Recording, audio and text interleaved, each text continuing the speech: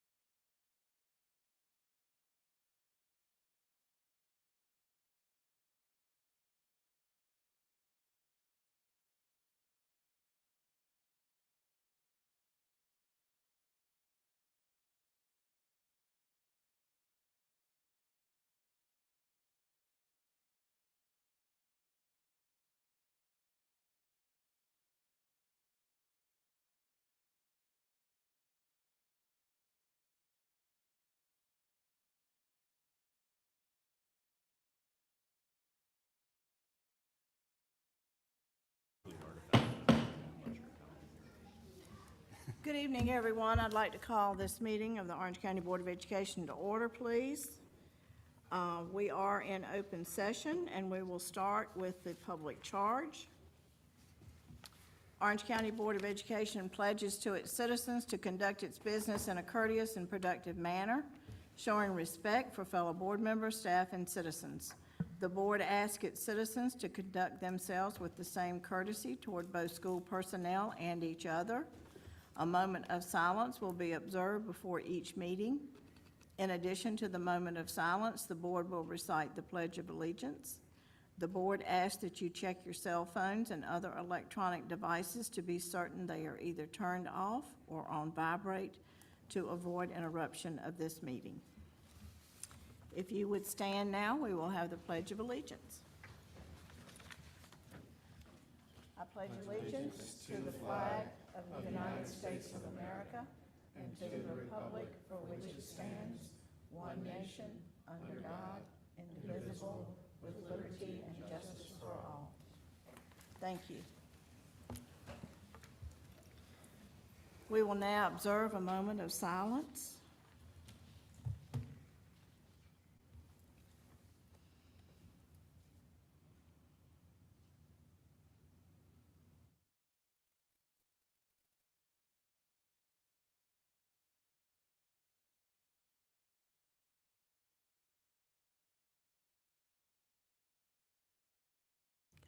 Thank you very much.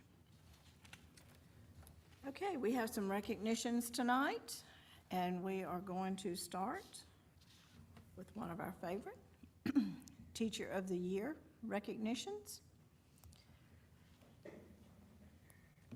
Mr. Smith, Ms. Bremer. So good evening, Board of Education, Dr. Jones, and our public. I am very excited here to come and celebrate 13 wonderful individuals in our school system, and that is our 13 Teacher of the Years. And I think it's very fitting that this is also May and Teacher Appreciation Month. So we want to publicly just say thank you to all our staff and all the things that you do for our students on a daily basis. And so I am going to turn it over to Ms. Amanda Parsley, who is our Human Capital Coordinator, and she's going to tell you a little bit about our process.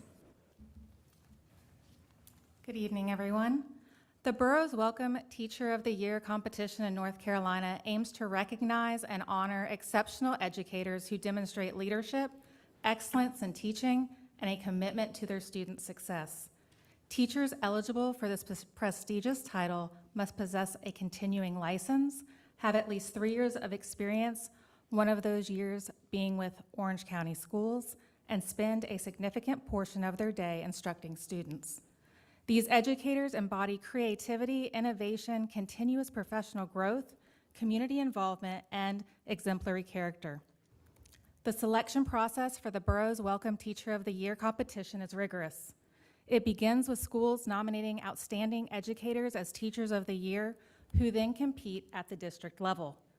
A diverse selection committee meticulously reviews portfolios and conducts individual interviews with each school's Teacher of the Year. The field is then narrowed down to 3 finalists, a testament to the high caliber of all of our candidates.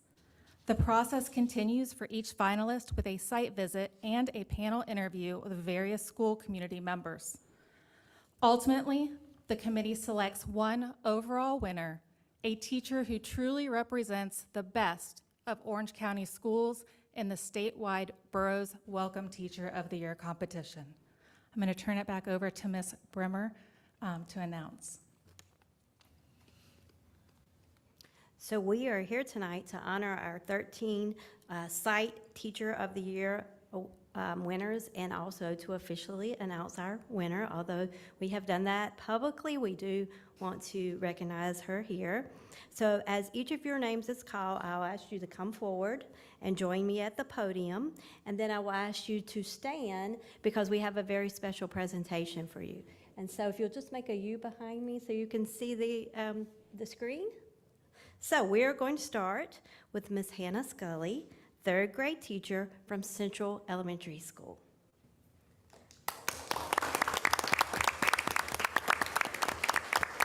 let me do say that some of our teachers were not able to join us for this part, but they do send their regrets, and we still wanted to make sure that they were recognized here. So also Ms. Nicole Franz, first grade teacher at Grady A. Brown Elementary School.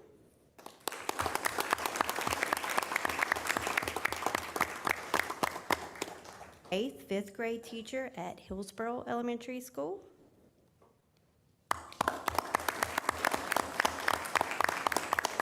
Ashley Sparakis, kindergarten teacher at Eflin Cheeks Global Elementary School.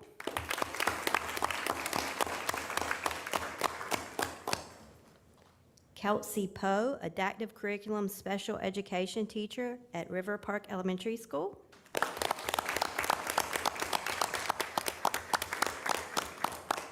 Heidi Harold, fourth grade teacher at New Hope Elementary School.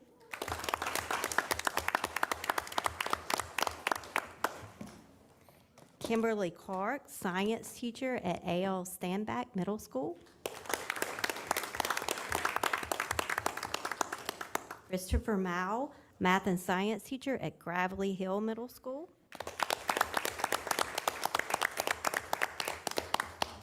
Lena Massey, social studies teacher, Orange Middle School.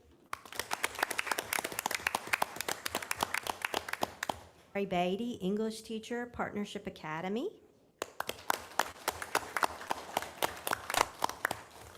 We did have 3 finalists. So first, we have Laura Eisenhower, English teacher, Cedar Ridge High School.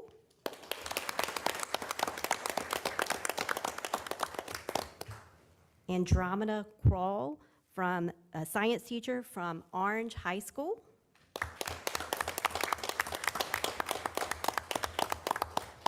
And Teresa Rogers Thorpe, second grade teacher at Pathways Elementary School.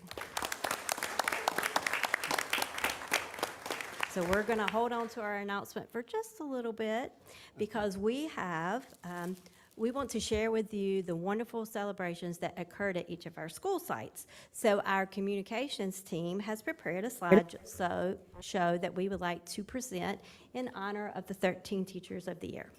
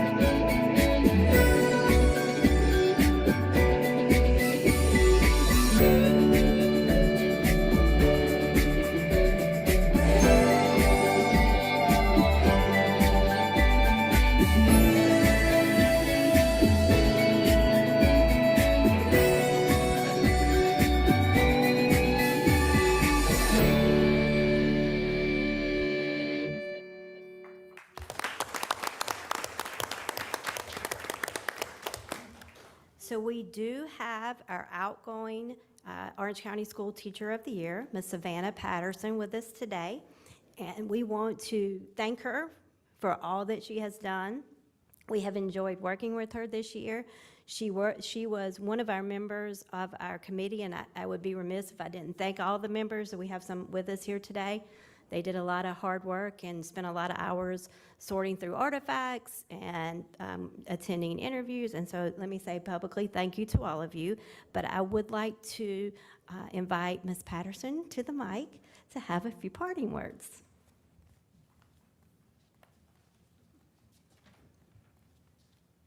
I I won't promise to be quick, but I'll promise to be concise. Good afternoon or evening, everyone. It's an honor to be speaking with you this evening to honor our 2024 to 2025 Teachers of the Year. Can we give them one more big hand of applause, please?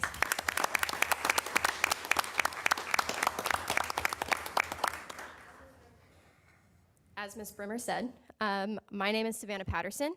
I am a biology teacher at Cedar Ridge High School, and I was named the 2023 to 2024 Orange County Schools Teacher of the Year at this time last year. So I understand this feeling of simultaneous honor, but also really sitting with, why the heck am I here? Why was I chosen? And as someone that served on this committee, there is not a doubt or question in my mind that these wonderful people behind me, as well as the people that were not able to be here tonight, were chosen, and were chosen with intention. It was such an honor to just be among some of their excellence. So I want to quickly highlight some of the brilliance that each of these teachers bring to their school buildings and to our district. Heidi Harold shows what it means to cater instruction to each individual student in her classroom at New Hope Elementary School. Her care for her students translates to the larger school setting by collaborating with teams to ensure instruction is accessible and that students are able to grow. Kelsey Poe is the model of a nurturer in her classroom at River Park Elementary School. As the lead special education teacher, she supports her students and holds them to high standards to be their best selves in her classroom, as well as when they join specials and other classes. Ashlyn Sparakis, thank you. Okay, cool. Has taken the charge on project-based learning in her kindergarten classroom at Eflin Cheeks Global Elementary School. Her hands-on approach centers students' experience and allows her young scholars to show their brilliance in their own ways.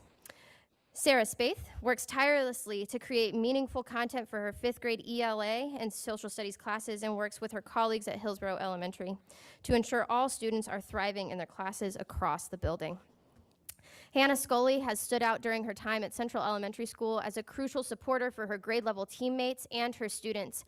Beloved by all who interact with her, she has instilled a love of learning in her class and support across her building. Nicole Franz has taken the lead in her interest in literacy instruction at Grady Brown Elementary School. I've heard it's the #1 school in America.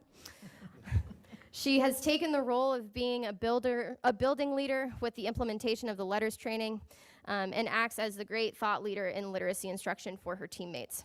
Kimberly Clark highlights student identity and excellence at A.L. Standback Middle School and to the larger community. She has made this work a priority by pursuing the STEM Educators for Equity and Diversity Fellowship and bringing these professional development opportunities back to her classroom and to her larger school site. Chris Maui has modeled what it means to be a partner in reaching students from all backgrounds and utilizing data to highlight and celebrate the growth of all of his students at Gravelly Hill Middle School. He has been highlighted as a colleague that always seeks out professional development opportunities, not only for the betterment of his classroom, but also the educators that he works with. Selena Massey brings real-world experiences to her classroom at Orange Middle School.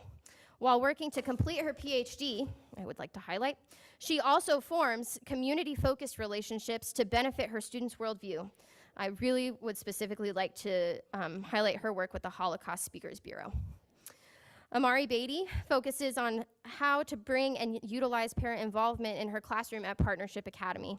During her time teaching, she has recognized the importance of family and community involvement for both her students in her classroom and the community as a whole.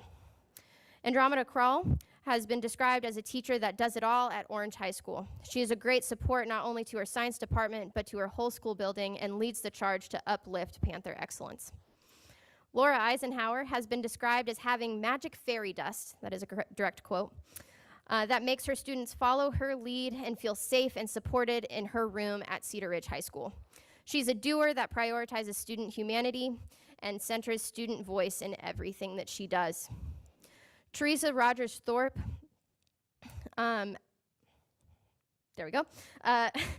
emphasizes key traits for students such as empathy and kindness in their classroom community at Pathways Elementary School.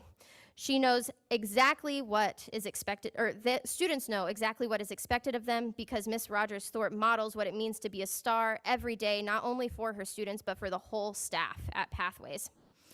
These educators bring their own unique brilliance to their classrooms every day. We are privileged to have such committed teachers in Orange County schools, and it is my honor to work alongside them. So please join me in congratulating them once more.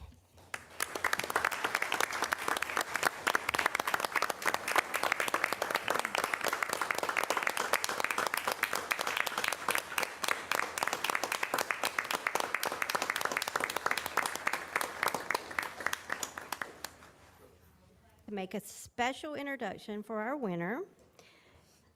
So I'm going to make two introductions today. I'm going to make a real formal one, and then I'm going to make an informal one. The formal one is that our winner has been a part of the Orange County School District since 1993. She has 31 years in education.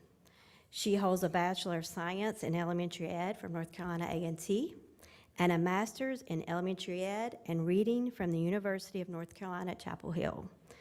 As a nationally board certified teacher, Ms. Thorpe's expertise and dedication to her craft are exemplary. Her commitment to maintaining the highest standards of teaching excellence is a shining example of her professionalism and dedication to her student success. Now, I'm going to tell you a little bit informally. I first met Ms. Rogers Thorpe as the principal of Pathways Elementary School. And so recently, I sat on the panel interview and I heard her principal say, whenever I come in the building, the first person I see, no matter what time I get there, is Ms. Rogers Thorpe. I also heard her say, when I leave in the evening, the person who's still there is Ms. Rogers Thorpe. I heard her talk about how humble and kind she is and how every student that goes in her classroom is important. And every student has a voice. She also talked about traditions, things like grandparents' breakfast and bringing in the community and doing a Rosa Parks play every year. And I couldn't help but reflect to tell you that's exactly what I saw when I was there. So it is with privilege and pride that I would like to introduce Ms. Teresa Rogers Thorpe, who is our Orange County's Teacher of the Year.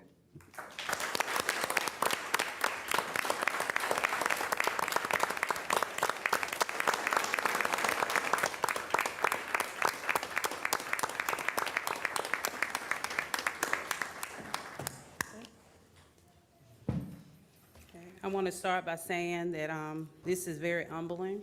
It's an honor, but it also is extremely humbling for me to stand before you tonight.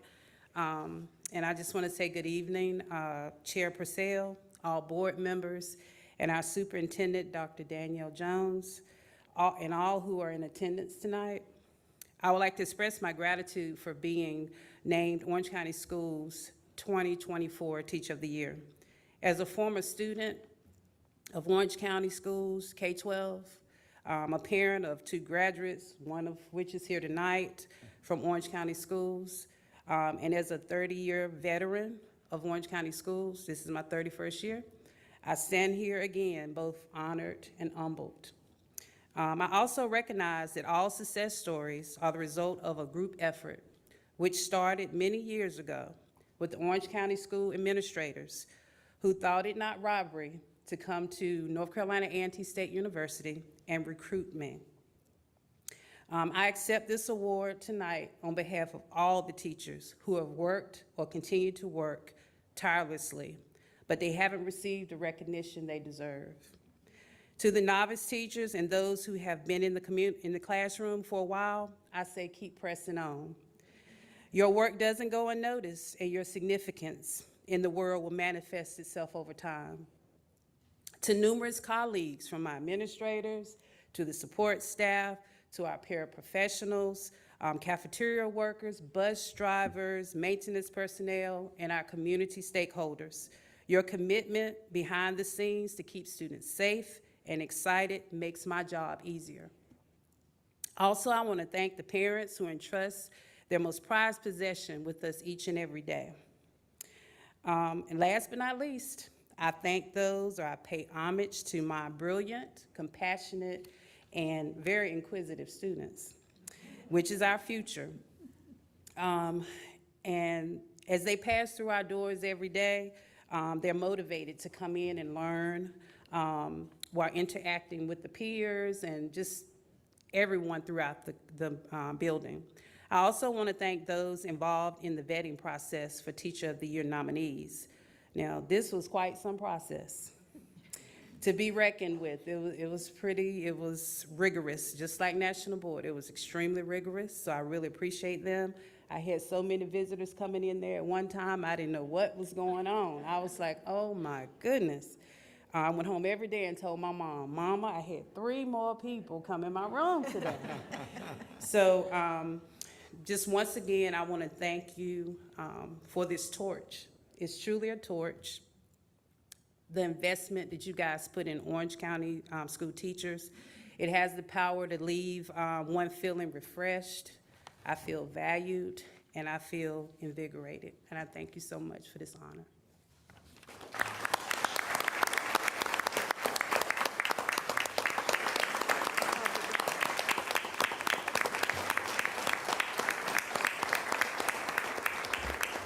So similar to your schools, we have a walk that you have to do. So you have to walk around, and each board member will greet you, and then you're going to come back this way, and then we're going to have some pictures.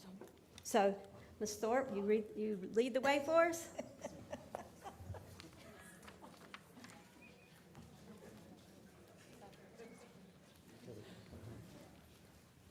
If you can reach.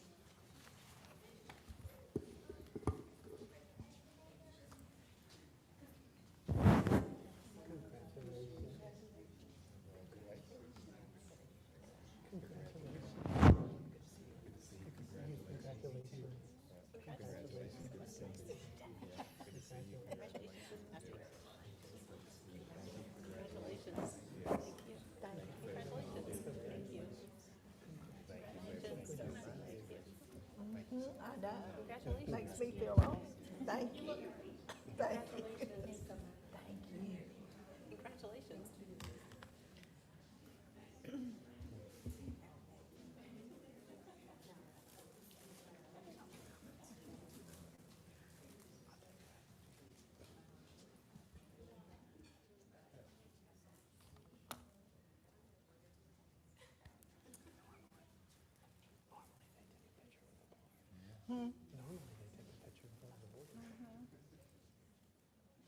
You want to do pictures up here? Okay. The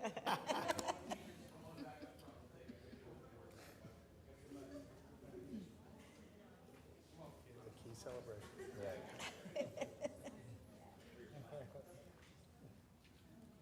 The important people in front. You can stand in the horseshoe. Some kind of, how close together do we all need to get?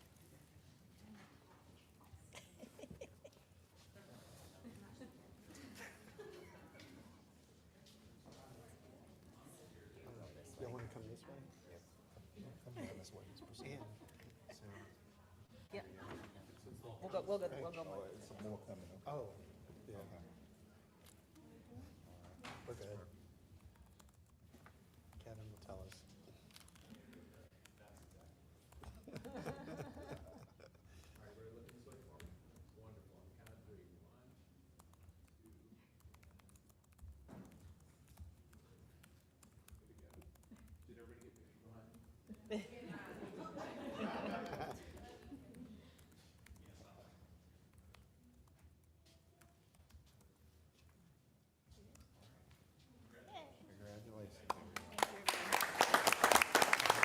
Congratulations, ladies.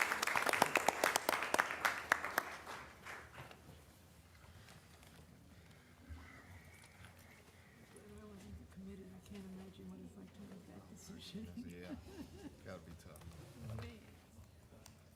That's it? You sure? We could celebrate a little bit more. Thank you all. We appreciate everything you do.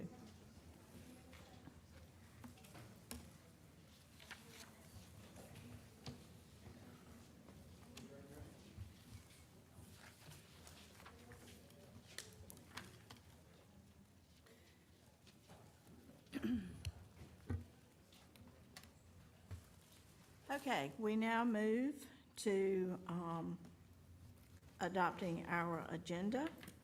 And I think we have one change. Ms. Smiley, would you like to? Yes, if we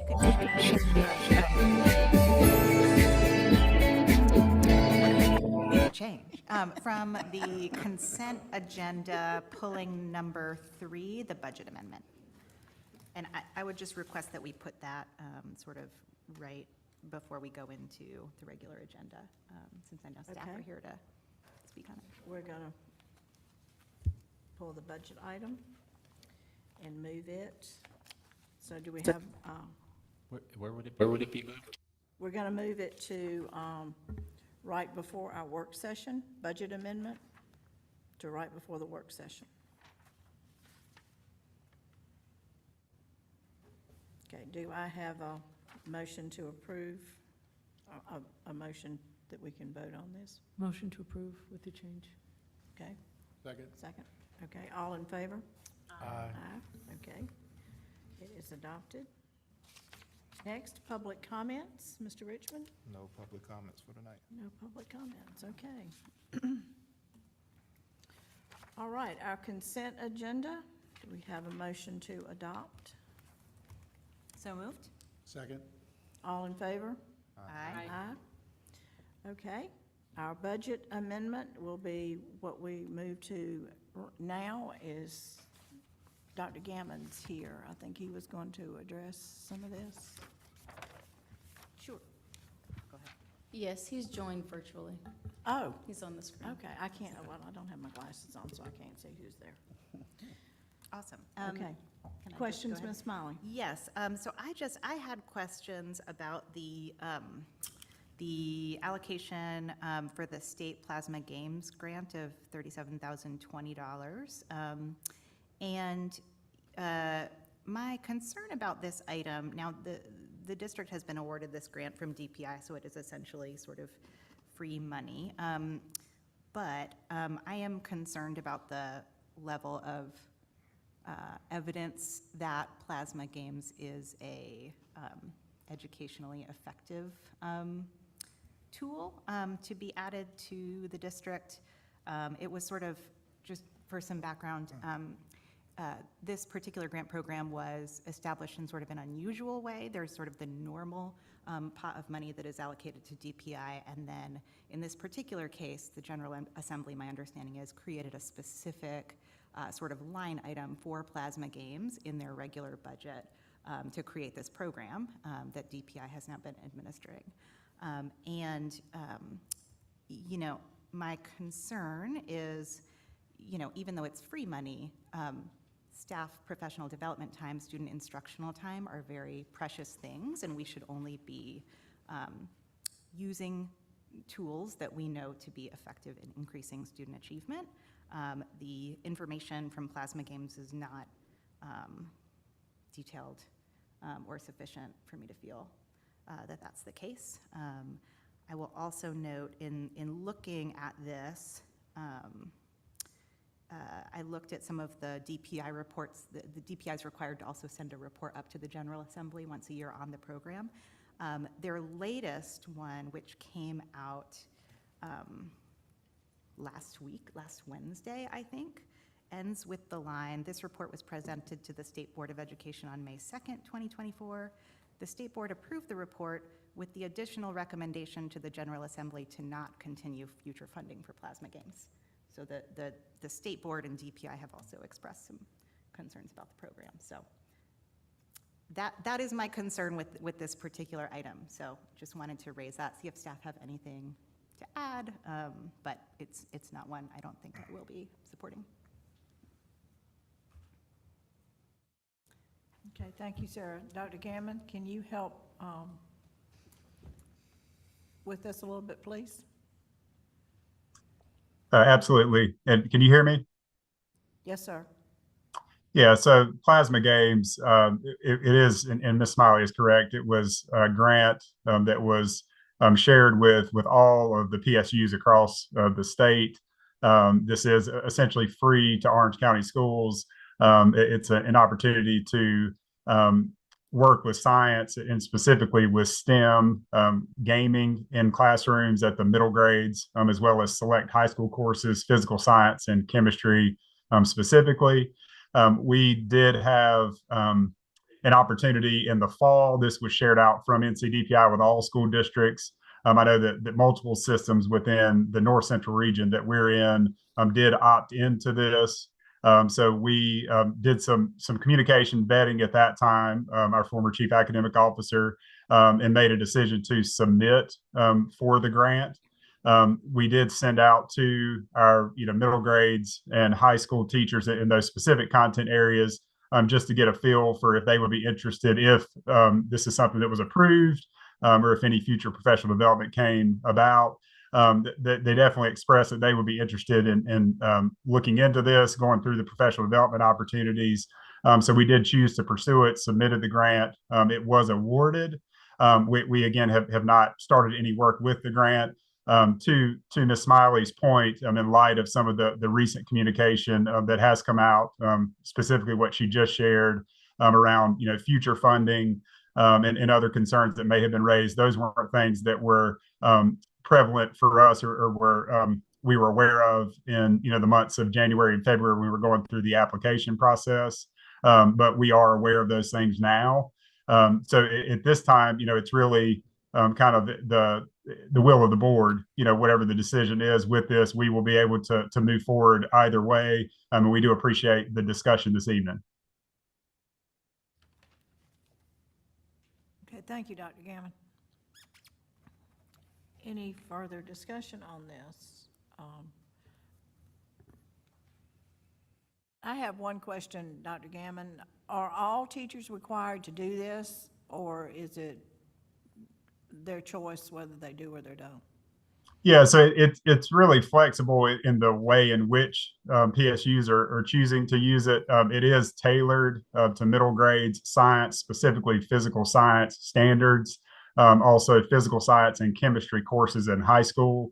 As I noted, it was shared out at all those schools. We did have responses from teachers across all three of our middle schools, as well as our two comprehensive high schools, that they were interested in at least looking into it. But how we choose to go about that, we would have to work through that with our teachers as we get into the new year, because to Mrs. Smiley's point, there are a lot of different professional development opportunities that are out there in a lot of areas. And we've been very clear in the past that we want to make sure that we're very targeted in the things that we're doing. We do know and we do see that there's a need for an increase of engagement opportunities, especially through STEM. With this being a free opportunity that was vetted by NCDPI on the front end, we did believe it was something worth at least pursuing, but we're not in a space to have to mandate it for teachers within this coming year.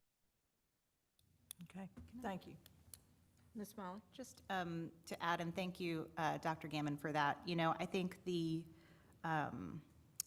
concern I have is that this particular DPI was essentially required to offer this to school districts by the General Assembly when they funded this particular very specific line item for this company. I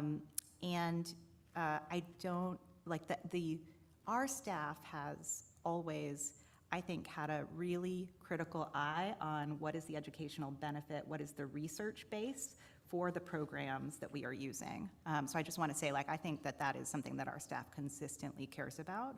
And the plasma games, on their website, for example, they indicate that students had a 19% increase in correct answers to end of course questions after 20 to 30 minutes of gameplay. But there is no link to a research study. There's no further information. It's sort of a claim on the website that that's 20 to 30 minutes, 19% increase in correct answers on EOCs. But there's no sort of evidence of that. And traditionally, I think when we select curricular supports, you can see the research study. You can see how well it was designed and how many students it included and all of those things. And that's always what's been the case. And there's just nothing here to indicate that. So I just think we have limited time with kids and teachers have limited professional development time. I don't really, I can't see supporting this personally. Okay. Any other comments? Yeah, I just so I understand, so No one is required to use, we're not paying anything for it. Nobody is required to use it, and if it works, and if it doesn't work, we have no obligation to use this again. Am I correct? Yeah, that's our understanding. Yes. Okay. So I guess, I mean, is there any downside, to I mean, I'm not sure I like all the things that have happened in the background, but I wonder in terms of bringing this kind of tool to our teachers, if they choose to use it, is there a risk or a downside for them? Yeah, from our lens, when we went through the application process, we did not see a downside at that time. Now, in light of some of these, more recent findings, those are things that we would want to be mindful of as we go through the process. But I don't see this necessarily being something that's a negative impact. Now, it could be a situation where we don't see the return or the impact that we would hope to see, and if that's the case, then we would, choose to discontinue moving forward.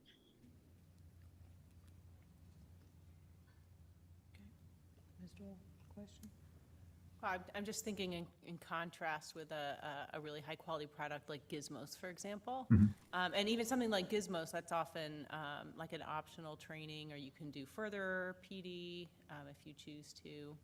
I've done that, on work days or something, and that has some really high-quality educational components to it. I'm not saying there is a downside. It is disappointing to have a product that seems, skeptical in the evidence supporting it, but that's really all I have to say. Okay. Anyone else? All right, we have, we need a motion to approve it, or? So I just want to point out that there are multiple budget items in there versus just this one line item, so it's not an all or nothing, I should say. Well, we probably need to pull this one. I was thinking that we were specifically on this one right at this moment, but if I need to word that differently, then we'll word it differently.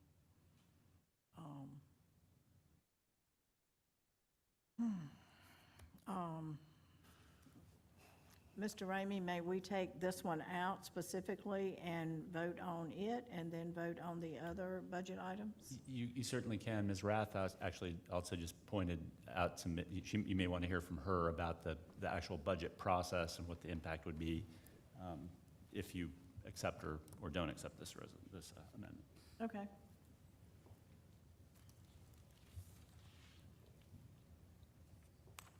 Hi, good evening. I was seeking clarity because the funds have been allotted to us from the state. So they actually, as part of the financial process, I have to reflect them on the ledger through this budget amendment because they have been allotted to us from the state. We can elect to let those funds revert and not spend them. However, this process is needed for us to be compliant in ensuring that we are in match DPI at the state level. And the only way we can do that is through this budget amendment process. So, Ms. Rath, if I'm understanding correctly, then the board can, of course, choose to reject the grant. They sure can. But even if that happens, you would ask that they approve this budget amendment because it reflects the funds have been transferred. And so it will accurately reflect the receipt of the funds. You could then return them or allow them to revert. That is correct. It would accurately reflect the receipt. When we close out the end of the year, we will just let those funds revert back to the state and reflect it in our fiscal year end financial statements. Okay, so we can vote on the budget as a whole, and then we can vote whether we will accept this or let it revert back to the state. Okay. I think that's what Ms. Rath is asking, if you could just, a clean approval of the budget amendment doesn't necessarily mean that you need to accept the grant funds or use the product. It just means that the budget amendment will show the funds were dispersed, and then they would revert at the end of the year if you don't want to accept the grant. But you could vote separately then on the grant. You have a separate policy. The board approval is required for the grant. Yeah, anything over 5,000. So that could be a separate vote to reject the grant, essentially. Okay. All right, let's, we need a motion to accept the budget as it is. I'll move that. We have to, Second. All in favor? Aye. Aye. All right, now we need a motion to reject this grant Or accept. and let it revert back to the state at the end of the year, correct? To accept or reject, as whichever the movement wishes to ask for. Yeah. To accept or reject, okay. We will vote on it and see whether we accept or reject. Okay, do I have a motion to? Purcell? Yes. Can I just ask for, just to check with Dr. Gammon that this wouldn't cause an issue in any CNI planning, or if we then reject the grant, is there a downside? No, and thank you for that question, and we do appreciate it. No, it will not. It will not impact future planning. We have plenty of things to lift and to lead. And we would hope that other opportunities would come along, depending on the direction that this goes. But we do appreciate you asking. Thank you. Okay. We need a motion. I don't know where the pleasure of the board is, so I don't know how this motion will do, but I would motion to reject this grant. Okay. All in favor? Oh, Oh, we need a no, we second. have to. I'll second. Okay, second. Okay, all in favor? Aye. Aye. Okay, it is rejected. All right, thank you all very much for your clarity, and thank you, Dr. Gammons, for joining us tonight and explaining a little bit more detail. Thank you. Okay. Do something new tonight. We've been done. Okay. Now, we go into our work session, and we are going to have our equity task force roundtable discussion. And I think we need to move to the roundtable and to begin that discussion.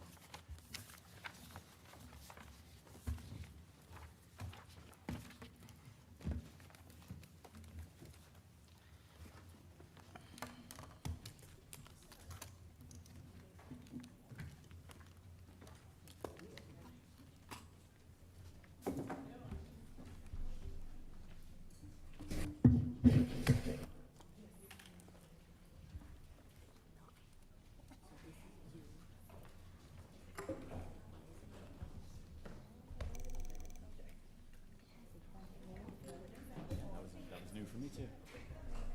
I don't know. What happened to us? Yeah, you can sit over there. How you doing? Oh my God, do we have to put this close to us? I go first.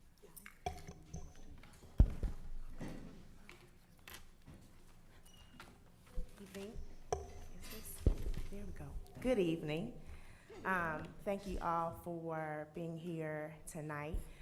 We are here for our Equity Task Force presentation. I really don't want to call it a presentation. It's more of a discussion. So we'll be sharing some information with you tonight just to give some updates around what the task force has been involved in this year. And then we'll give the opportunity for some questions and discussion. So before we jump in to what we're going to share tonight, want to introduce those who are presenting with us. So we have Ms. Danielle Price, who is a member of our Equity Task Force and one of our parents and active parents in Orange County Schools. We have Ms. Sandra Blefko, who is one of our family liaisons and coordinates those efforts. We have Mr. Kumar Sathi, who is our district equity facilitator, and then myself. So just wanted to jump in with that today. So looking at just what we'll be speaking about tonight is really just around three areas. So just reviewing the purpose of the Equity Task Force while we're here, what our mission is around doing the work within the task force.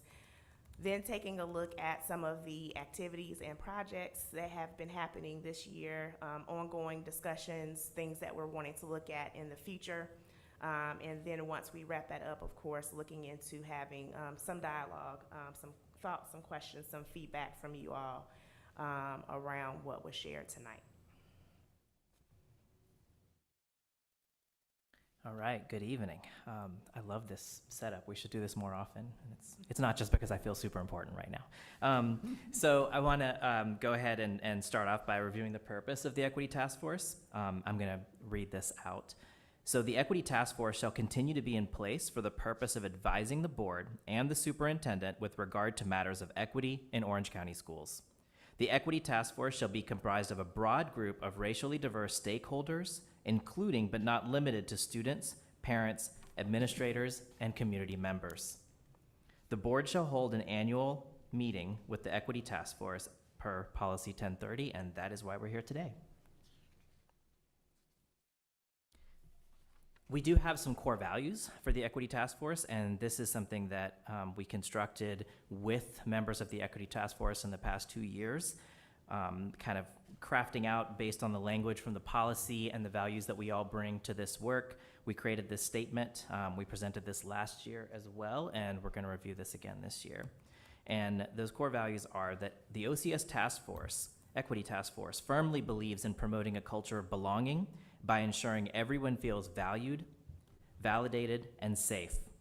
If OCS students, staff, and stakeholders feel like they belong, then they can be engaged, challenged, and inspired.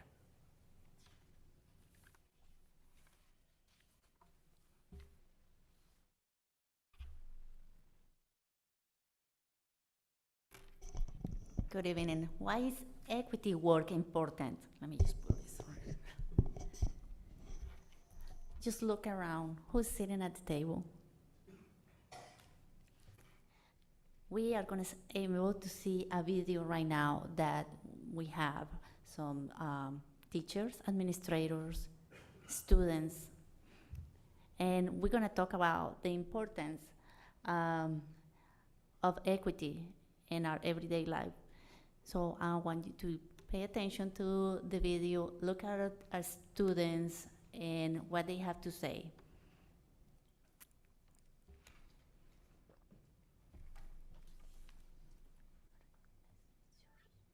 If you're in need of a shoe, I'm just going to take off my shoe and give it to you, right? Now we're equal, right? Now we have shoes, but you probably don't wear a size 10. And so, yeah, I can teach you, but why don't I teach you in a way that fits how you learn the best?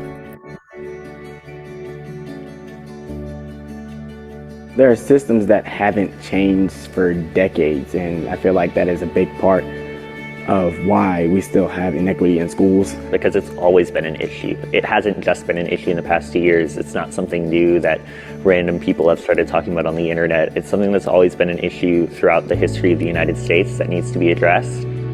School, fortunately and unfortunately, is one of those big institutions.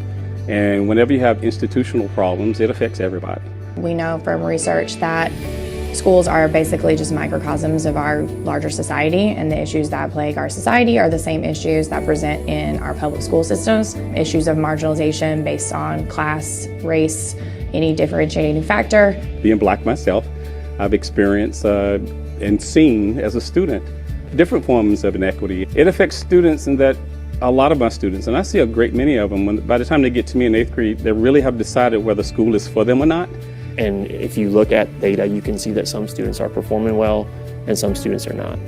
And if that's the case, then something needs to change. What can we do differently so that all students are being successful in their schools? And so the biggest power that we have to change circumstances for students and to fight the inequities that exist is to increase their academic achievement, because that's going to increase their opportunity and their options. So I have been a part of the equity team at Orange since freshman year, and we have been received with open arms from every single principal that has walked through these halls.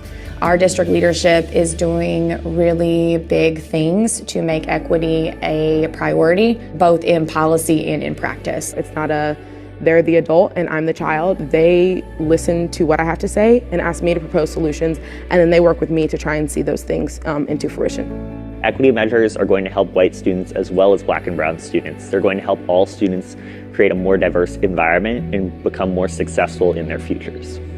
So to me, what it looks like is somebody that doesn't speak English, like give them an ESL class, that way they can learn to speak it, or like send someone to help translate them, that way they can get their work done and they don't fall behind. As a teacher and as a parent, you have to understand where your child is coming from, and you have to understand how they best learn and what they need to be successful in the classroom. You can't just teach every student the same lesson. You need to teach students what they need to improve. Personal experience is a great way to send an olive branch and, tell someone to come over and maybe listen to what I have to say. It can really change a perspective. If you have nothing in common with a student, learn something from them that they love and go learn about it so that you can start to have these conversations, and so students can really feel like they're tethered to their school system. My students who did not speak English at all, I would take the time to go through and just Google Translate my notes, because it's worth it. Getting to know those students and what their experiences are. It's not a one-size-fits-all curriculum. If you're intervening in the ways that students need, and if you're meeting students where they are, you're going to have improved outcomes, and your academic achievement will move, your school letter grade will move. We're invested in getting to know who they are. It's an exciting place to be when you know that people are committed to wanting to do what is best for children. We're going to get your student what they need. And if you're one of the very lucky parents of students that are at the top of their class, they're doing everything, we're going to find a way to challenge them. However, in the same vein, for students that aren't there, we're going to find a way to bring them to that next level. We're going to give them what they need. You never arrive. You're never done. There is always an improvement to be made. There is always a system to be fixed. There is always a point to be considered. Because every single student that walks into our door, they have talent, and there's something in life that they're going to be really good at. And part of our job is to help them see that in themselves. There is multiple ways of being successful. Our definitions aren't the same because we don't learn the same. We weren't raised the same. We didn't come from the same background. But we should all have the chance to be successful. And whatever way we get there, that's the equity piece.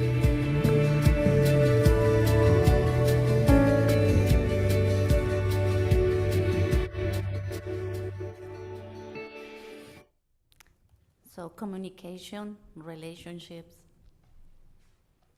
listening are very key points for why is equity important and the work that this team has done here. I mean, is very valuable. Good evening. So we've gathered some thoughts about why equity is important from our task force members. I'll start with the first quote, and that is that I believe that the district has work to do around EC staffing, training, and innovative inclusion supports for our students, which is why a continued commitment to educational equity work is absolutely necessary. I believe that educational equity is important because unless we affirm and include who our students are as their whole selves, we can't begin to educate and support who they will become. That's one of the quotes from one of our task force members, and that's Carolyn Ketchum. Another quote from one of our task force members is that equity work is important in this district because our academic data shows that there are inequities in student achievement. All students are capable of achieving, and equity work ensures that all students get what they need to be successful. When all students are meeting grade level standards, then we will know that our equity work has been effective. That's a quote from Ms. Sarah Patterson, who is one of our Orange County parents and one of our Orange County staff members.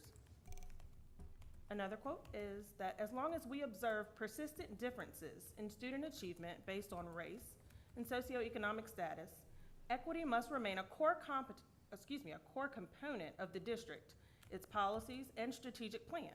I want to work in a community to support our schools in serving all kids the way we already know how to serve some kids. I want to work towards schools where all students feel welcome, supported, and valued. And that's from one of our parents, Ms. Katie Harper.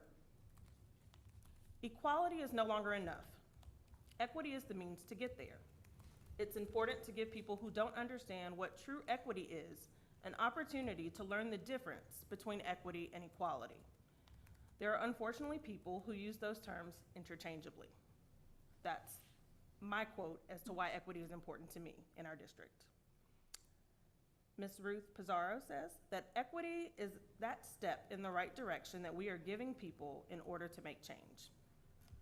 We've got 5 different quotes, but they all embody the purpose and our core values that we as a task force and you as a district have set forth to us, and we hope that we're able to continue this very necessary and great work.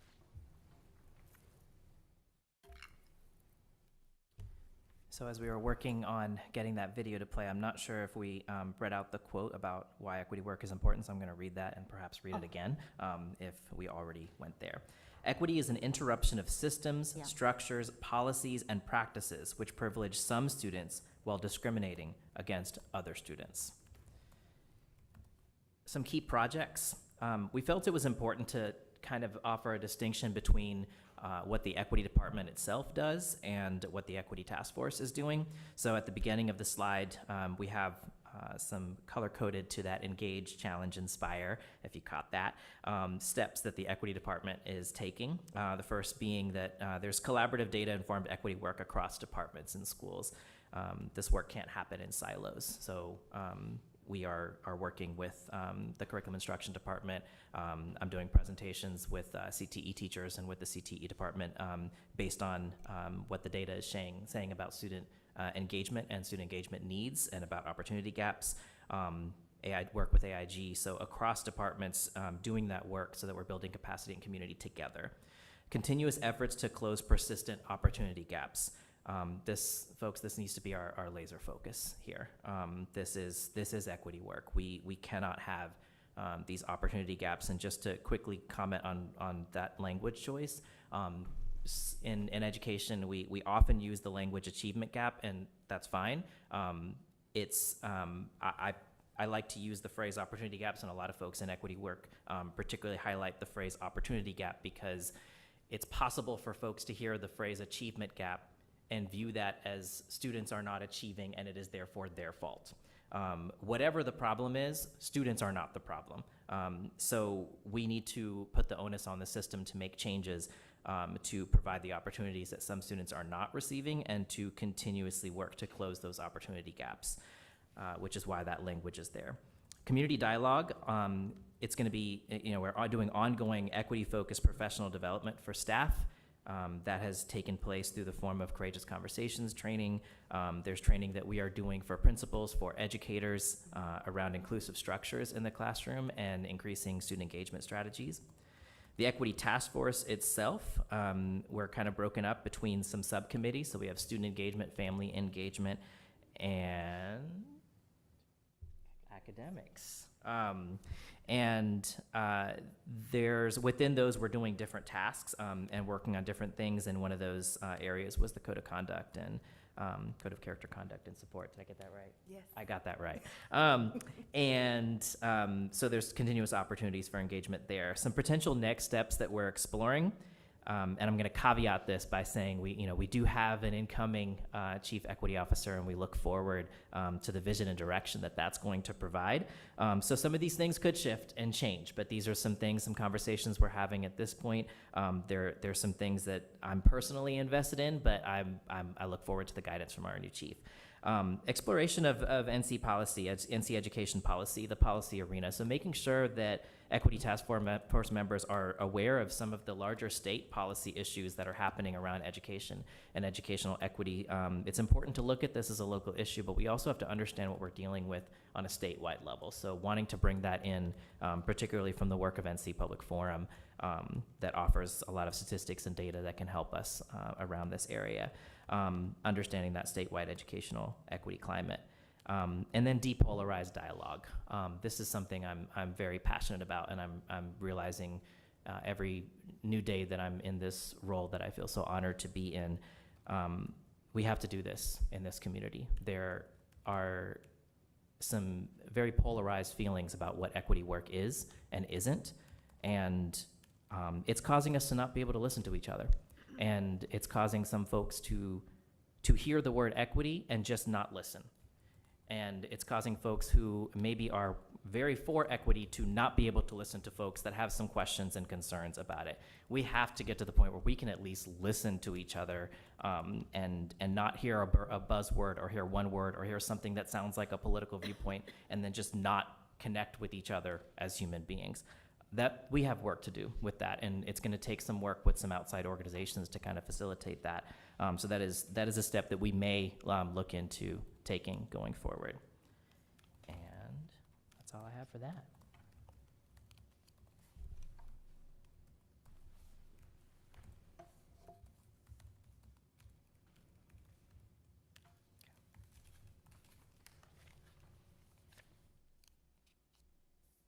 So we have some ongoing areas of discussion here, and that's clarifying the work of educational equity, clarifying the ways of navigating the school system, and ongoing community engagement opportunities. That second point I feel like is worth unpacking a little bit more. There are things that we can do and continue to do for families and caregivers to understand how to navigate the school system of ours and how to use the chain of command and how to get support and ways to understand our org chart, organizational chart. So it's possible that the Equity Task Force could be a great avenue for ensuring that that happens.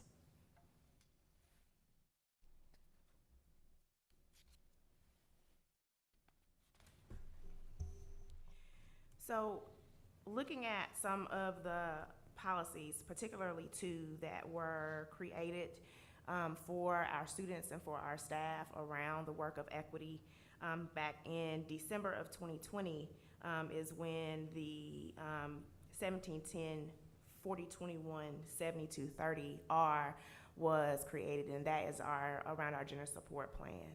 And that was created around the support and protection and educational services around our students who are transgender, non-binary, and creating plans for them so that we are able to maintain safety for them while they're in school. And so that's really important for us to note. But going back a little further, back in February of 2019 is when the Equity in Education Policy was established, Policy 1030. Which is why we are here tonight to continue to have open dialogue and conversation between us and you all on the board around making sure that we are having equitable practices, that we are doing things equitable for our students, for our families, and just how that works within our district. And so as we look at those two policies in particular, knowing that they came about when we were talking about this equity work and making sure that we are working with our students and with our families, with our staff members to make sure that they are protected, that they feel safe, that they're feeling heard. What we are recommending, of course, is that we continue following these policies and making sure that all of our actions as a task force and as a district as well be in alignment and continue to be in alignment with those policies. So looking at some next steps and how we want to move as a task force. So there has been some talk in the past about racial equity impact tools and using those for assessing our school buildings and our offices and making sure that we are also maintaining equitable practices and doing those well. And so what we want to look at is some of those tools to see what is a best fit for us and how we can use them in our buildings for making sure that we are doing what needs to be done in those areas. And so we'll be taking a look at a number of those assessments to see which ones fit for us that we can use. Also for professional development, which Kumar mentioned before, and continuing professional development for all levels. So that's not just for classroom teachers. That's for us at the district office. That is for our Board of Education. That is for our teachers, our principals, our classified staff as well, and making sure that everyone is on one accord when we're talking about that dialogue and making sure that everybody is using the same terms consistently, that we are all on one page and in alignment. So making sure that when we're providing professional development opportunities that it is for everybody and not just one targeted group, so that we are all learning and growing together. in our equitable practices. And so as we're planning for professional development, we're making sure that all of our groups have those opportunities to receive those. Taking a look at restorative practices, we've been having lots of conversation around the revision of our Code of Character, Conduct, and Support, and how those include our restorative practices. So also looking at continuing our series of restorative practices for our groups, for our teachers, so that when we are implementing our revised code, that is also taking place as interventions and working with our students. And then finally, making sure that we are continually weaving this work within our 3 subcommittees in our task force. So we have academics, of course, that is focusing on making sure that we are remaining equitable across our academics, working with our C&I department, as well as other departments to make sure that those practices are being integrated. With student engagement, a lot of our focus the last year or two has been around our code of conduct, but also looking at how we continue to engage our students in that work as well. As you saw in the video, and what's continuing is that we have students that are part of their equity groups in their school buildings. And so working to continue that so that students are learning and growing in how to be advocates for themselves. And then with our family engagement, that's around keeping our families engaged, also making sure that as a schoolhouse that we are continuing to be liaisons between school, home, and community, and uplifting and engaging our parents and being able to do that and be advocates for themselves and for their students as well. All of this work, of course, is making sure that we are focusing on closing those opportunity gaps. But then more than that, we're also making sure that everything that we are doing on the task force ultimately aligns with our district strategic plan, because that is where our goals are, to make sure that we are closing those gaps and doing the things that we need to do that are right for students and our families.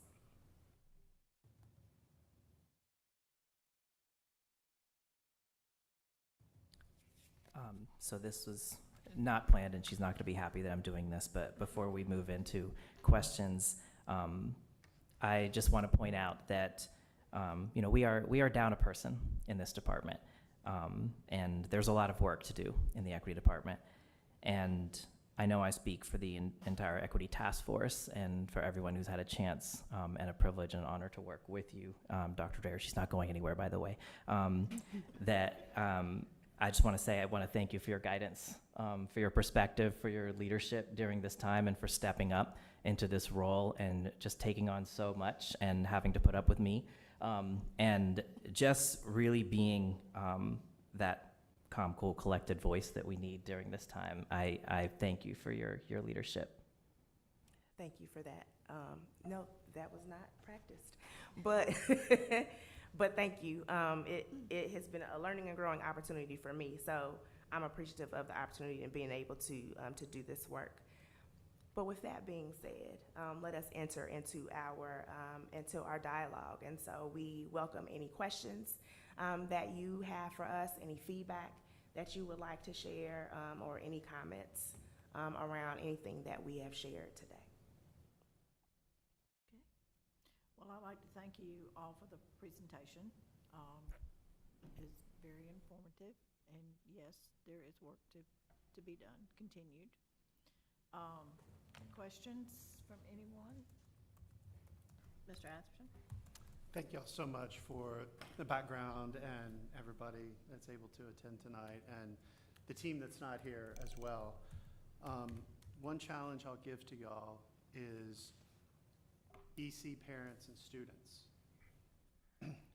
We need to challenge the schools, the teachers and the staff, to keep them included in the events at the schools, whether it's a concert, a public event, a community event, and that means making sure that there's accommodations for them. Mm-hmm. It is very easy to not realize noise-canceling headphones are essential for some kids to attend.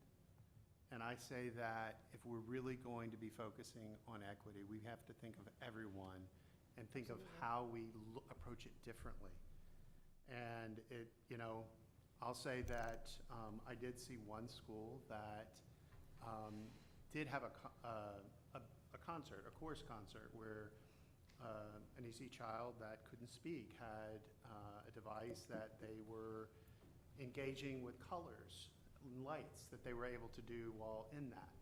But I just think that that is an important segment of our community and important to figure out how we can engage differently and have them in the front of the conversations of planning.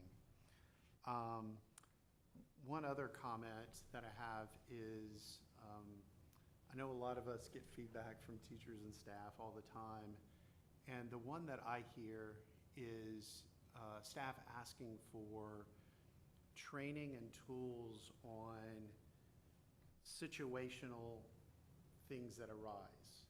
And I know they're available because I've had them at my work where someone makes an inappropriate joke. You know, how can staff be enabled to engage in that dialogue, and what tools can they use without feeling like, I don't know what to say, I'm just gonna remove myself, you know, versus engaging in that and then making sure people realize, hey, this is not funny, it's not okay. You know, or when students are in that situation where,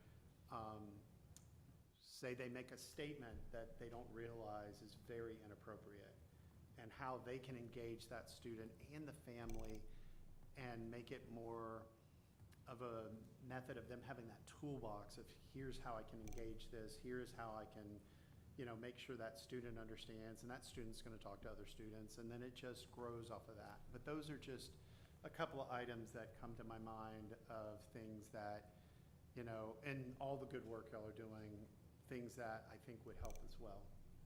We do have the address and repair document that is similar to what you were just describing, more on a conversation between staff and students. So if a student comes and says something or they've experienced something, how a staff member may walk them through. And it is posted, but maybe something that we can share once more and take a look at on revising and maybe expanding it to adult, student. That sounds great. Thank you. And I hear your point about the training and that being an essential part of this. It's currently called Address, Repair, Create. I would like to see it be renamed to Address, Repair, Prevent. And training is a huge part of that, so how we can actually prevent those acts of harm, and also make sure that teachers have those tools for engaging in that conversation and know who to reach out to for support when that happens. So I appreciate you lifting that up, and to both of your challenges, challenge accepted. Thank you. Ms. Dole? Thank you. Thank you for your presentation and conversation. Thinking about the document that y'all were just referencing, and also the racial equity impact tool, could you tell us a little bit more about that? Is that something, what does that include?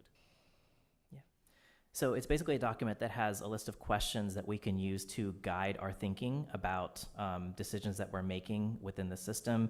It involves questions, I don't have them memorized off the top of my head, but they're essentially questions like who is being left out in this decision, and who is being included, and what groups might be unintentionally marginalized or deprived of an opportunity because of a decision that's being made. So it offers a framework for thinking about steps that we may take, and analyzing data and analyzing scenarios to create a more equitable pathway, if that makes sense. So we have like those phrases at our board seat. So it is that Mm-hmm. document.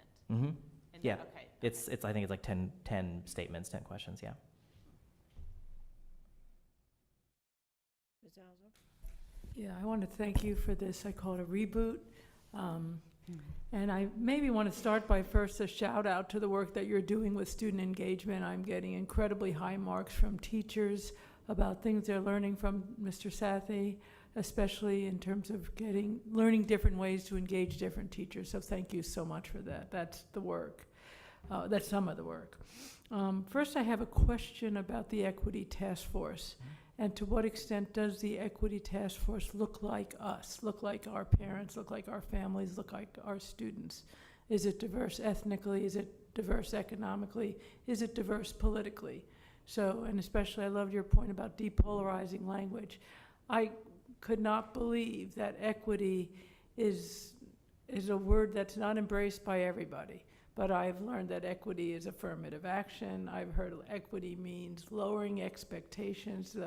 It's just amazing the things that I've heard that how people use the term, which is not how we use it. So how do we get more people in the tent so that we can get the message out to more people? So I'd be curious who's on the task force, and are there changes that have to be made to its composition to make sure it looks like our schools?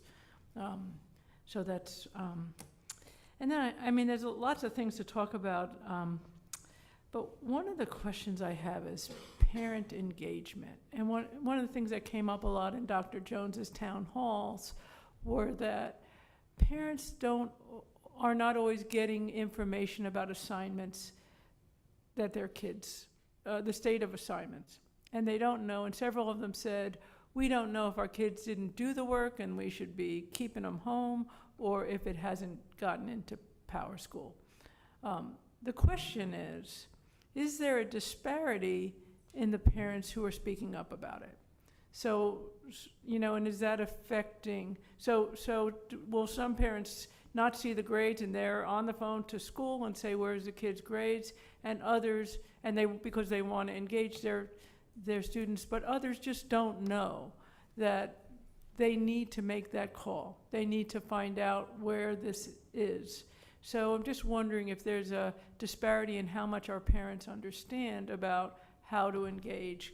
Because I think we're built on a squeaky wheel model, and that's as privileged as it gets, I think. So, I think I'll say that we have those that are gonna call at every time, right? We have those who don't know that it's okay to call. Exactly. We have those who don't, for whatever their reason might be. And so for us, it's about the education. The great thing about us is we're an educational system, but we're not only educating students, we're educating families as well, how to advocate for their students. So how to make that phone call, or how to send that email, or how to, you know, make a visit to the school. And so it's all a part of making sure that we are, as we're building capacity in our students, we're building capacity in our families as well on how to be in community with Orange County schools to get the information that they need, and how we can send it to them, and then how they can give us, you know, what we need as well.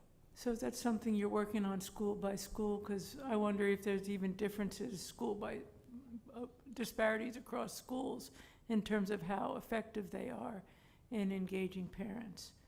You know, I'm just curious if, and you don't have to answer it, it's just something I'm curious about learning. And then, is there ways, I think about engaging the community. I know there's a question, like tomorrow morning is the community table meeting at Mount Zion, for example. And this is a community that really wants to help our kids. So how do we get, you know, is it you know, they've invited board members to attend, but how do we get you all more engaged in the community? Because our community wants to engage. They want to be, support the families, they want to support the kids. They just are not sure exactly how to come in, which door to enter, and what to do when they get there. So I don't know what we can do to build that up differently. It's a big question. And I'll just say one other thing. Just having this conversation today, it really helps me say, you know, this question about equity is a big word, you know, and it's everywhere. It's not a department, it's everybody's job. So, and what is the role of the equity department, and what is the role of the task force, and what's the role of the board, and what's the role of everybody else? So it's a hard question, and I don't know how we, you know, we could, and it's a big job, so how can we work better and together to attack it? So thank you for making me crazier. That's not the intention. But I think as we're continuing to have these conversations, and as we are going to events, or we're having those to come to ours, is where those conversations start. You know, for us, we don't know what we don't know, right? And so it's hard to address things that we're unaware of, or to participate in things that we're unaware of. So I think similar to how we're making sure as a school district that we are providing that information and giving those opportunities, then we ask for those same opportunities for us to be able to be out in the community to give that information as well. Ms. Hauser, you asked earlier if there is a disparity in terms of parents and caregivers having access to the information they need to help their students, their children actually succeed. If there's even one parent that doesn't have access to that, it's a disparity and it needs to be closed. Agree completely. The question, yeah, that's so if a parent's not engaging because they don't know they should be engaging, whose fault? That's our fault, right? To your point earlier, it's our fault that Our opportunity. It's our opportunity that we have to figure out how to That's right. make every parent understand that. Ms. Dole? Yeah, thank you. I love the video we watched earlier. I know we've watched in the past. And thinking about, one of the students talked about the importance of hearing stories. And I was thinking about, we as a board recently made a policy change that brought our groups like our equity task force members to the same standard that we have for parent volunteers in schools. Just like parents have to pass background checks to volunteer in schools, we brought that expectation to groups like Equity Task Force. And I'm concerned that we've, that we're going to end up leaving out voices and stories that we really need to hear. Possibly parents or young people who have been just as involved, just as impacted, possibly undocumented immigrants or newcomers, where a background check would make some people vulnerable, and we won't hear those stories. So, that's a decision we made recently as a board that I've been conflicted about since. And so I just wanted to offer that up as something to consider when we talk about what voices will we not be hearing from our equity task force. I will always be open to the board and anyone talking about ways that we can continue to expand opportunities to caregivers and families to expand. I would appreciate that point and many of the comments that have been said already, and would just say that if you all are identifying places where something like that is a real barrier, that I hope you'll elevate that for us so that we can think more about it for sure. And thank you for your work on the Equity Task Force and in the department. I have a couple of thoughts. One is, and they're a bit random, one of them is that on board agendas at some point we started adding the equity impact of agenda items. I will say I think it's not operating as intended, which was intended to be a thoughtful consideration of the equity impact of the decisions being made in that agenda item. So I will just say, if we're not going to do that, then I don't think there's any point in having it in the agenda. I think if it might be as an alternative. I think that there's something that we do in Assembly now where each item is connected to the strategic plan item that it relates to, and the district is supposed to have, and I don't know the status of, supposed to have an equity plan. And so perhaps it's this portion of the equity plan that this item connects to. I'm not sure. I just wanted to raise that as I don't think we should make everybody write some weird paragraph about the importance of equity in America or whatever. That's not the point. So that's one item I wanted to raise. Another is related to this idea of an equity plan, and there is supposed to be an equity plan that will be reviewed annually, and performance metrics will be used to measure progress. And we sort of developed as a district an equity plan and then a strategic plan, and it's always been very awkward. But I do think that I hope as we sort of have a new Chief Equity and Achievement, Chief of Equity and Academic Achievement. Chief of Equity and Academic Achievement coming into the role, that it's sort of an opportunity for a fresh start, to look at that, to think about how those things fit together and how we are identifying for ourselves some really important performance metrics that will tell us if we are making progress on the equity outcomes that we seek, and clarifying what those equity outcomes are. Those might be the things identified in the past or not, but we should be reviewing that annually. And, related to that, something just as a sort of like hope for the future and sort of this opportunity, I think, and you all named some particular things that are on your minds and sort of acknowledge this is sort of open to revision, which I appreciate. This equity policy, I just realized, is 5 years old. And I would love to have clarity as a board member and hope we sort of have collective clarity on the answer to the question of what are the problems, opportunities, whatever you want to call it, that we are going to prioritize this year or this semester. What are we focused on changing right now? Sort of to give it some sort of specificity, so if it's addressing gaps in engagement with EC families, or if it's addressing language access in core instruction, or whatever it might be, what are the specific things, what are our big problems that we want to focus on changing this year, and sort of how do we do that, and then what is the team uniquely positioned to do? What is the equity task force uniquely positioned to do? And those might be different priorities. It might be that the equity task force is really focused on this family engagement thing and helping families understand how to advocate for themselves and sort of make that more equitable. And maybe the team is more focused on the student engagement in core instruction or something like that, but just having a lot of clarity about what are those problems or opportunities that we're focused on changing right now, so that we can sort of then at the end of the year say, how'd that go? Those are a couple of things that are on my mind that I think we've got a transition moment and an opportunity to think about. Thank you. Mr. Atherton? So I had a question about, when I was looking at the equity task force and you were talking about the student engagement, and we've kicked off a lot of the students have kicked off student organizations on equity.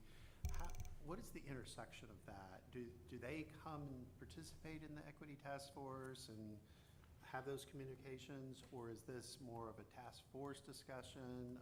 I'm just curious because those student-led organizations have grown quite a bit, and I'm just curious what's the intersection of them? The comments from the students are funneling down to the task force through a variety of means, and we're visiting those student equity teams as well, particularly in the high schools, and hearing what students have to say. It is actually guiding some of the work for, in fact, the address repair create document. One of the steps that we took was go into the high schools and hear from the student equity teams and what do you all think of this? And what are we missing here? And what do you notice doesn't quite go well when you raise a concern to a teacher or an administrator and it may be around a racialized incident? And that is then coming back and guiding those processes. But to fully answer your question, we have work to do on that. Anytime we can do more to hear from students, directly from students about their needs, we need to take those opportunities and another challenge accepted with that to make sure that we're doing more of that. In the past, we have had students join in as well. That's a little tricky to do with the schedule, but that's not a closed door. We should continue thinking of creative ways to make sure that we increase student engagement on that. Excellent. The follow-on is with the changes in the way that the state required us to change how we do surveys.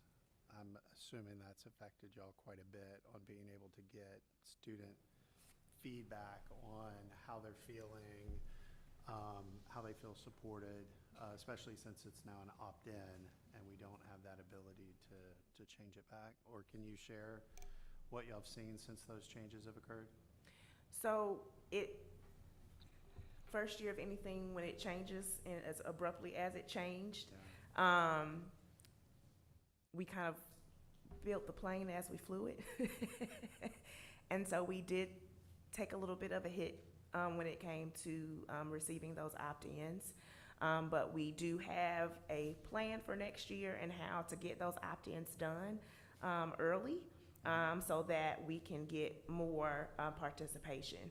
And so within following the law, of course, making sure that parents and families have access to those sample surveys so that they can see that information, have it available during the survey period if those want to look at it, but making sure that those opt-ins are sent out at a optimal time, so that it's they'll be able to do it earlier, because when you send it out and it's mid-year and everything is going on, life is busy, I'm missing papers, it's harder to do. And so we want to make sure that we're doing it at a good time so that parents can see, read, and get that information that they need, so that we'll be able to increase those numbers.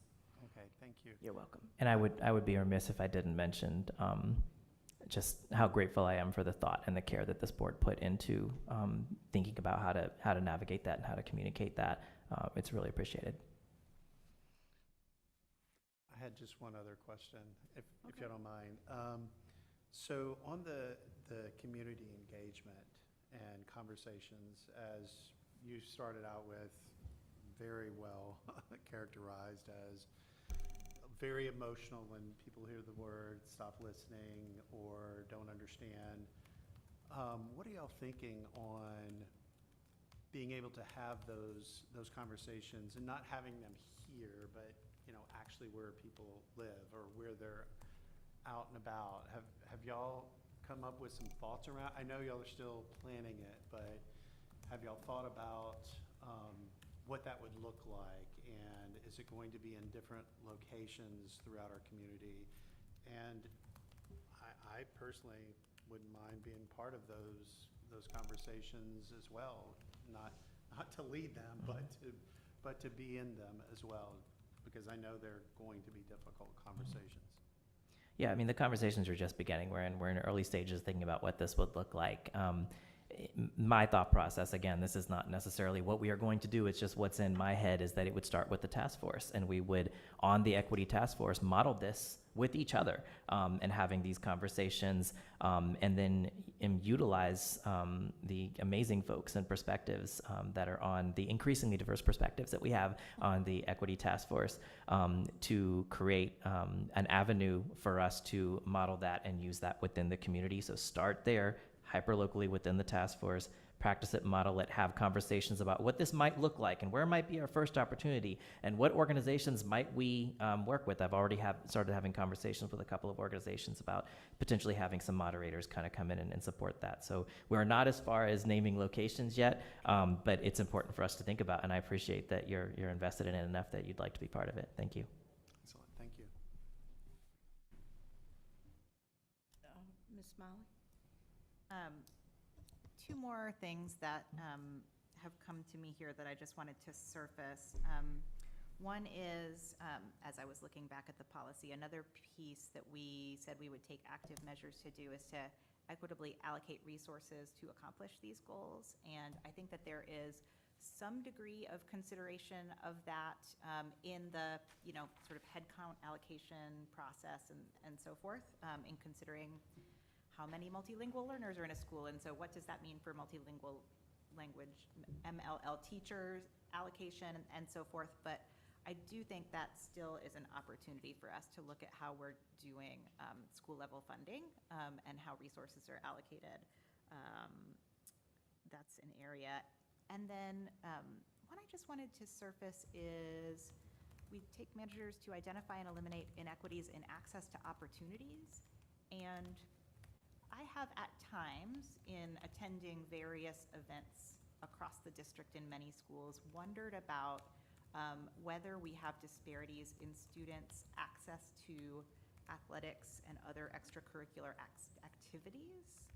I suspect that there may be some disparities there, and as I'm thinking about this charge to cultivate a culture of belonging and connectedness and have students want to attend school and all of those things, I actually think many of those things are related to whether a student has reasons to go to school that have to do with things other than their core classes. So I'd be curious what we can learn about how representative student participation is in sports and extracurricular activities. Yeah, let's find out more. Yeah. add it to the list. I'm sure that's not at all an easy one to get the numbers for, so I just want to say that, but I just wanted to surface it as a wondering. Ms. Hauser, did you Yeah, have I think that's a great question.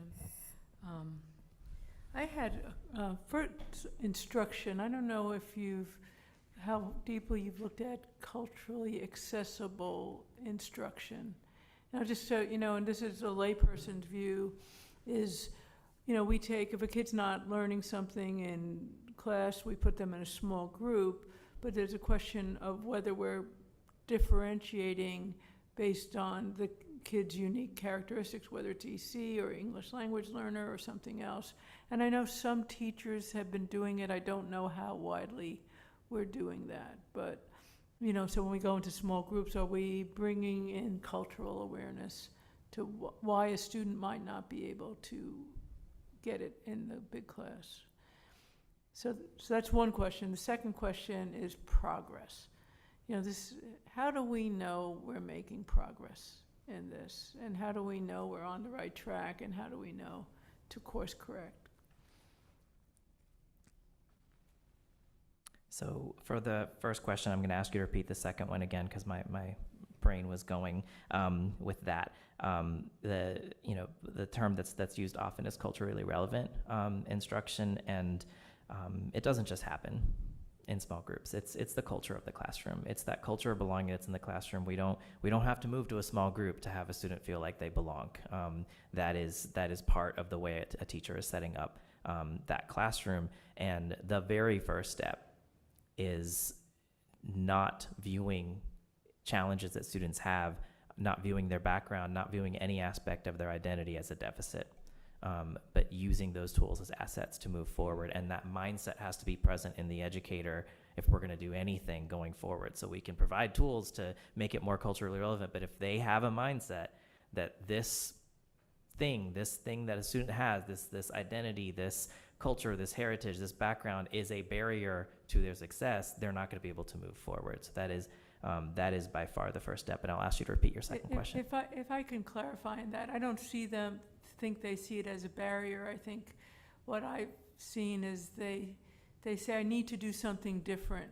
For some reason, the student was having trouble getting it in the class. So how can, and I've heard of the teacher will work with the ESL teachers, they'll work with the AIG teachers, they'll work with the EC teachers, whatever, to understand what else the student needs to learn. So it's not about, that's all. I just want to give the teachers the credit on that. I just don't know. Here's what we know. We know that there's big disparities in outcomes for students based on subgroup. And so the question is why? And there's not one reason for that, but is the way we're delivering instruction part of that, and what's the fix and what are the things we're doing on delivering instruction? So I'll leave that with you because it's a hard, and again, what's the role of the equity department? What's the role of C&I? What's the role of the principal? But the other question is metrics. This is a big topic with a lot of moving parts, and how do we know we're making progress, right? I think that goes back to Ms. Smiley's thought about the equity plan and making sure that we're having those goals or those targets, right? And making sure that we're having that focus so that we can evaluate where we are at the end of the semester, at the end of the year, to say, here's how we've reached that goal. And so I think that's important to include so that we can be able to say, here's the progress that we've made in ABC area, so that way we know if we can check it off. If we say that we are good with that, we know that we are progressing and we're doing well in that area, so then we can add that next layer. Because it's not something that we stop, right? We've done A, we can stop A and move on to the next thing. No, it's layering. And so I think that's, that can be an answer to the question, is when we're able to create those targets and those goals for a semester, for the year, what have you, then we'll be able to show progress in that way. And when we've closed the opportunity gaps. When we've closed opportunity gaps, and we're talking about discipline disparities and academic achievement as well. Just to sum it up, as far as that question and their responses. As a system, equity has to be included in every single department, in every area, in every school. And so to get there, we have to establish goals for those areas that we can actually see and track, and a system to progress monitor throughout the school year and course correct in various points, and to be able to articulate exactly how we're going to do that for individual students. And that is something that is very doable and part of the start of our work going into next school year. We've done a little bit of that, introducing that this school year, but that will be very much what we go into next school year. So schools will have goals, we will have goals. We have a strategic plan that aligns everything, but breaking down those measures year by year and connecting it with our equity plan, and some of identifying very clearly what those opportunity gaps are and what those next steps are that we have to create systems or undo systems to make sure that we are able to put a very detailed plan in place that kind of outlines what we're doing to close those gaps. So we also have data to kind of talk about what that looks like from start to finish, and when we don't accomplish those goals, what is our next steps, and what points do we review that. And so bringing that equity plan here, I think identifying those opportunity gaps is going to support that, along with bringing the strategic plan back throughout the school year so that we see it embedded. So this is not just a one-time meeting, even though that is what it says in policy. We should see that throughout the school year as we're bringing things that align with our strategic plan, because both plans should be aligned and working together. Ms. Dole, did you have a question? Yeah, I just wanted to add with the, tracking our progress. I was reminded of how when we had our equity audit a couple of years ago, two and a half years ago maybe, that one of the kind of themes was that we had at that time islands of excellence. I remember that was one of the phrases in there. And I know there's been a lot of work to make things more pervasive, the layering that Dr. Dre was talking about, the training at different, from CTE to, AIG to all the different schools. So I know there's been a lot of work to make it not islands of excellence. And we've also seen another data point has been our student belonging, students responding, increased sense of belonging. But I just want to bring back that comment when we did do our kind of full audit a couple of years ago, that was one of the observations at that time. So I don't know exactly how we, reassess that that's not still the case anymore, but I think that's an important kind of point to refer back to. Thank you. Go ahead. Just one more, okay. One sort of encouragement for everyone as you think about this, and I know I brought up like metrics and progress and goal, all of that, right? But I just want to acknowledge that this is like an immensely complex, ever-changing problem with many, many dimensions, and it's like there's no easy answers, and I just want to like acknowledge that. It's really hard, complicated work, and so I think, moving ahead, what I hope we'll do, and I think we have done this, but I just wanted to like speak it, is to really operate with a sense of curiosity as you face any of these challenges, right? So thinking about family engagement or student engagement, just like being curious and sort of having that, having a real like learning orientation, right? So like this is a continuously learning thing. There is, it's not the kind of thing where you can say, and I may have said this in other equity-related meetings, but I really think it's true. It's not the sort of thing where you can say, here's our 5-year plan. Like, we're going to start here, we're going to go here, and here's every step that we're going to do from here to there. There's like a really good book about another approach to strategy called Emergent Strategy, which is more about sort of like acknowledging that the problem of the thing changes and that you need to change. Like you can have your end goal, but like the path changes. And so it's much more about asking like, what is the next right thing now that we need to tackle? What is the next right thing now that we need to do in order to like eventually get there? So I just like, I know this isn't going to be a like 5-year plan with a lot of clarity. It's more like, what do we need to do next? But like with the belief that we can make that progress. So just hope we can approach it with that sort of spirit. I appreciate the respect for the complexity of the challenge.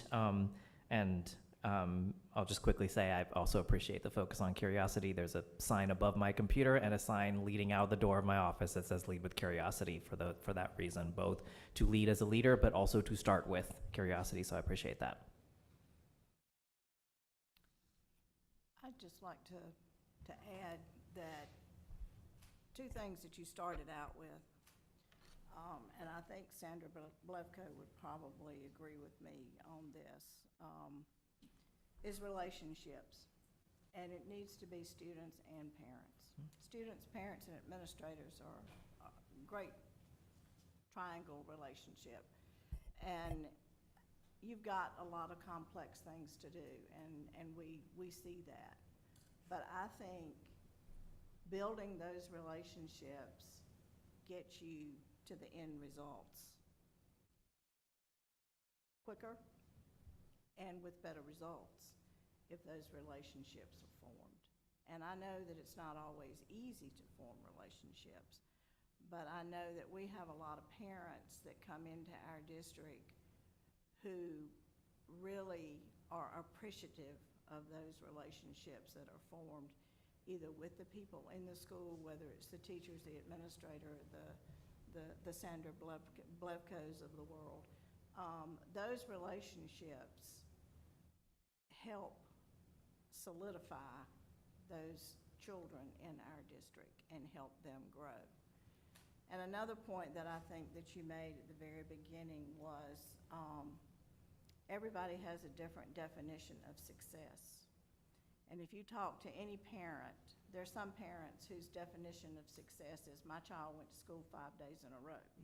That's success for them. Another parent is my child's on the AB honor roll and I'm so proud. So we've got this wide canyon of what success means to everybody. But I think building those relationships helps people see what success can be for their kids. And I think that is very important because some parents can't see that. Some parents need help seeing that. Some children need help seeing that success because they think they can't do it. They think they aren't capable. They think that that's out of my realm of possibility. And it's really not for a lot of kids. Just little bits of success. But I think it all goes back to the fact that there has to be relationships. Mm-hmm. And I think you all see that. I think you know that. Yeah. I'm just trying to say that from my long ago principal work and teacher work, that relationships will go a long, long way in helping a child be successful and helping parents see that their child can be successful. We have to build them and then we have to sustain them, and that's a hard task, but it's worth it. That is exactly right. But in most cases, I have seen if those parents have started out with a good relationship mm-hmm. with the school personnel, and they can move from school to school, and that can go with them. It goes to the other levels of school, and they do find those relationships. Especially if that person in that school that the child is leaving lets somebody know at the other school, you've got parents that are coming here and this is what this child needs and this is what the parents need, and y'all need to work with them. We've worked with them here, you need to work with them there. It needs to be a flow from elementary to middle to high school, and that child will help. It will help. I've seen it.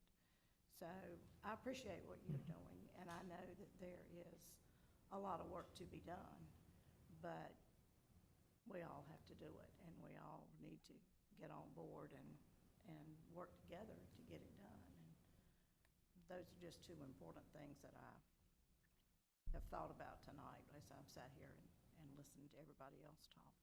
Thank you. Thank you.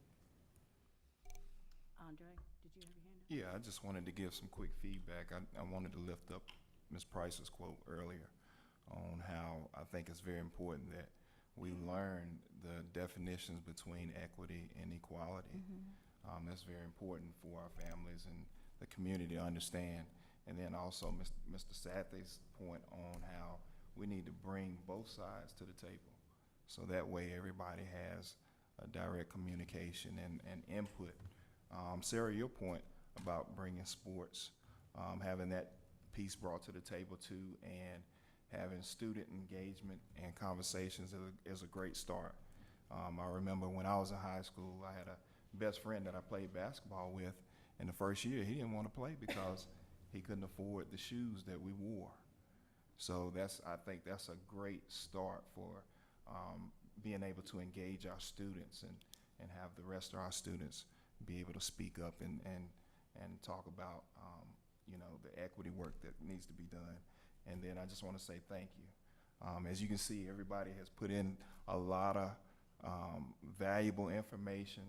They shared a lot of questions, concerns, and equity is very important. It's fluid, and it's never going to stop. It's never going to stop. So I thank you for the work that you're doing, and keep pressing forward. Thank you. Yeah. Thank you. So I just wanted to go back to a point made earlier about a policy change that we had that limits people on our committees.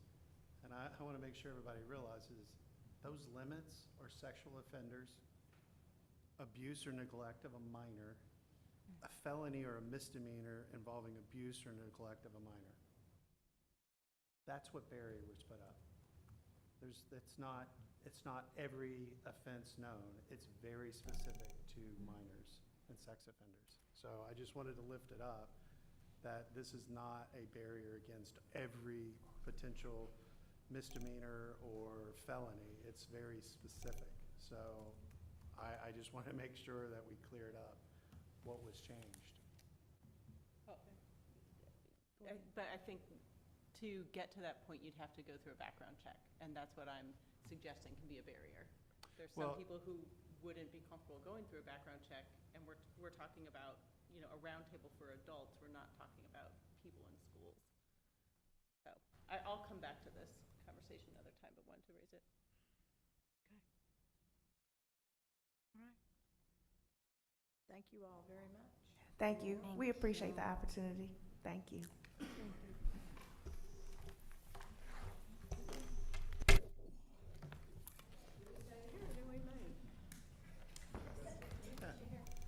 The chair. Stay right here. And we have summer meals program. Can I stay right here? You can stay right there. You're good. So, good evening, members of the board, Chair Purcell, Superintendent Dr. Jones, and the public. Tonight I stand before you to provide an update regarding our summer meals program. And it's pretty simple. The goal for this year, to feed more children by making food more accessible.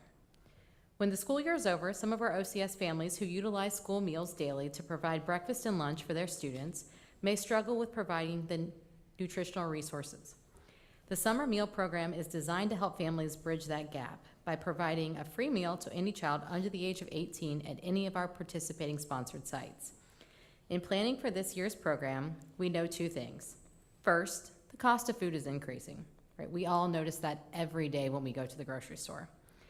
And the second is that since the pandemic, the percentage of families who have been approved for a reduced or no-cost meal based on their income application has and continues to increase in Orange County schools.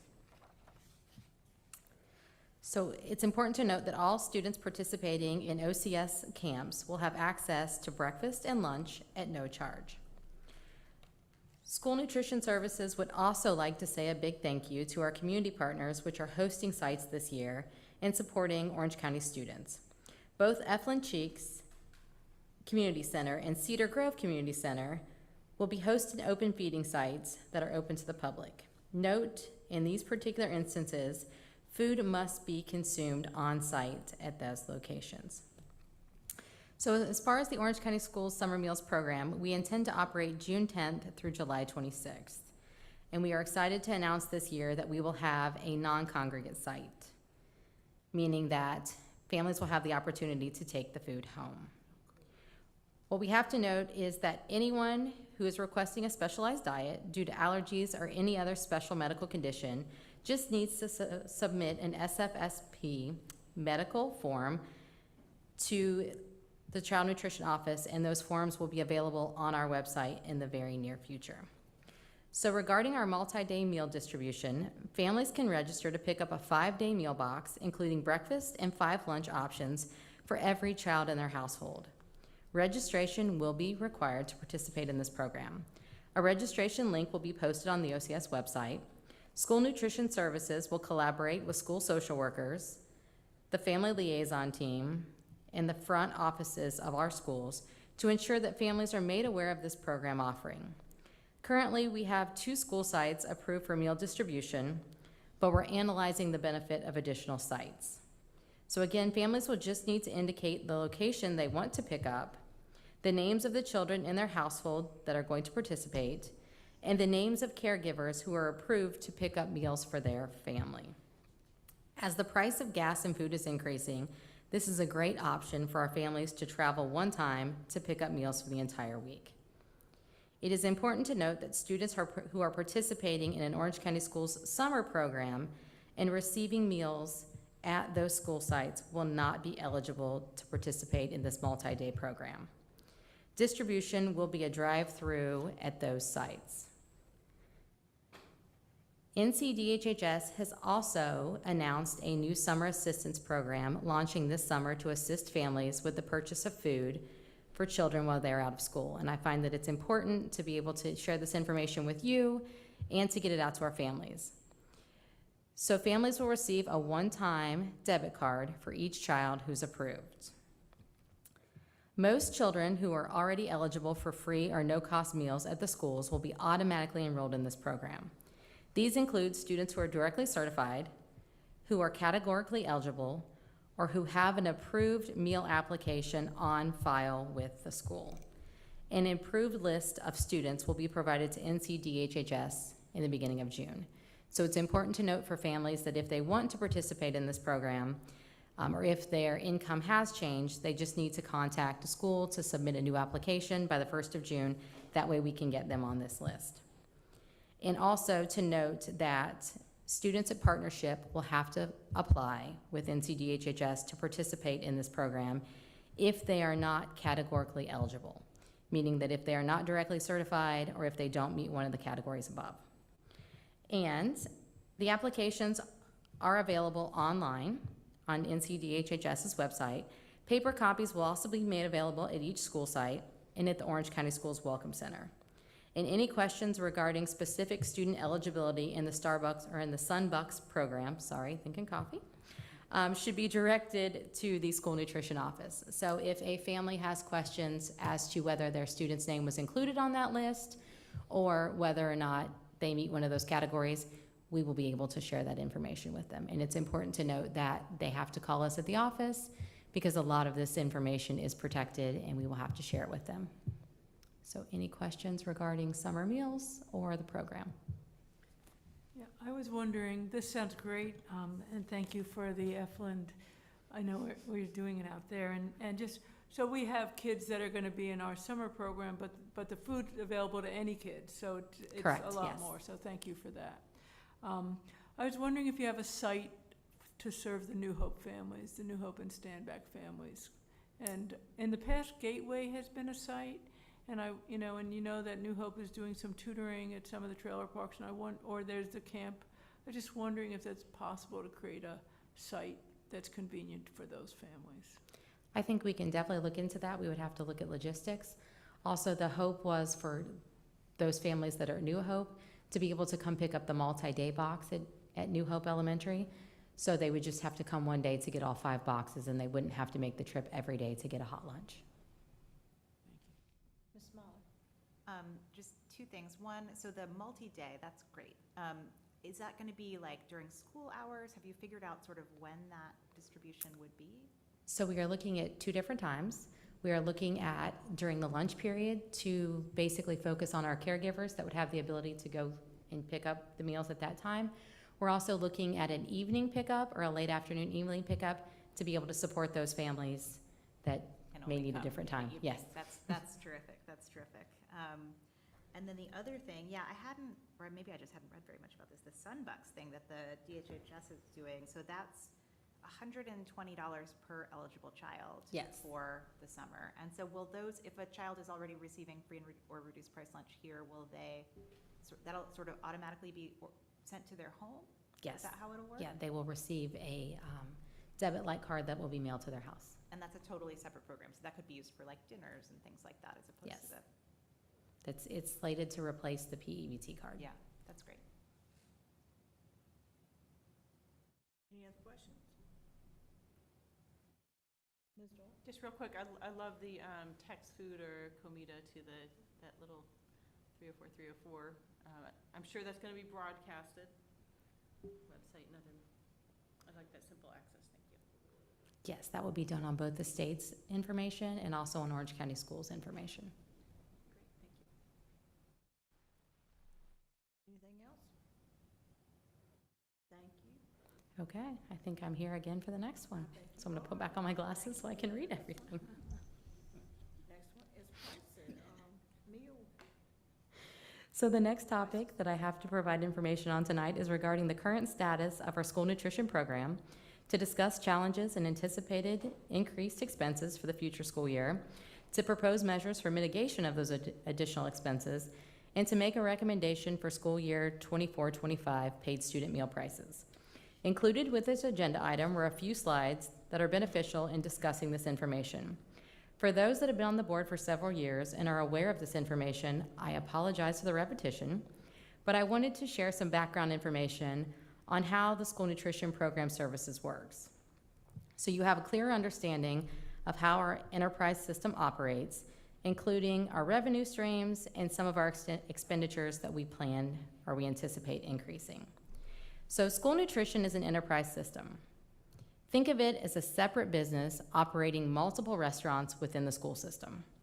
We must generate enough revenue to cover our employee wages and benefits, our food purchases, contract services, technology applications, computer and program upgrades, unless those are already covered by a CIP or a bond funding, and indirect costs such as repairs.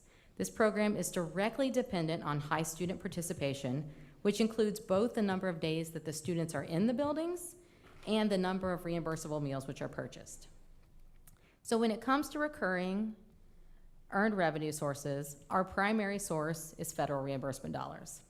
And those are the dollars that come when a reimbursable meal is served as part of either the school breakfast, school lunch, or after-school snack programs. This also covers summer programming meals, which are meals provided to students during the summer months, which we just talked about, when school is not in session, including our OCS remediation and retesting, our Read to Achieve camps, our additional OCS summer camps, and those programs hosted by our community sponsors. So we can close the gap in ensuring that Orange County's children receive the proper nutrition they need during the months of summer. It is also important to note that school nutrition services only receives federal reimbursement for meals that are served that meet the portion sizes, nutritional guidelines, vegetable subgroups, yes, there are vegetable subgroups, and the component standards for a reimbursable meal.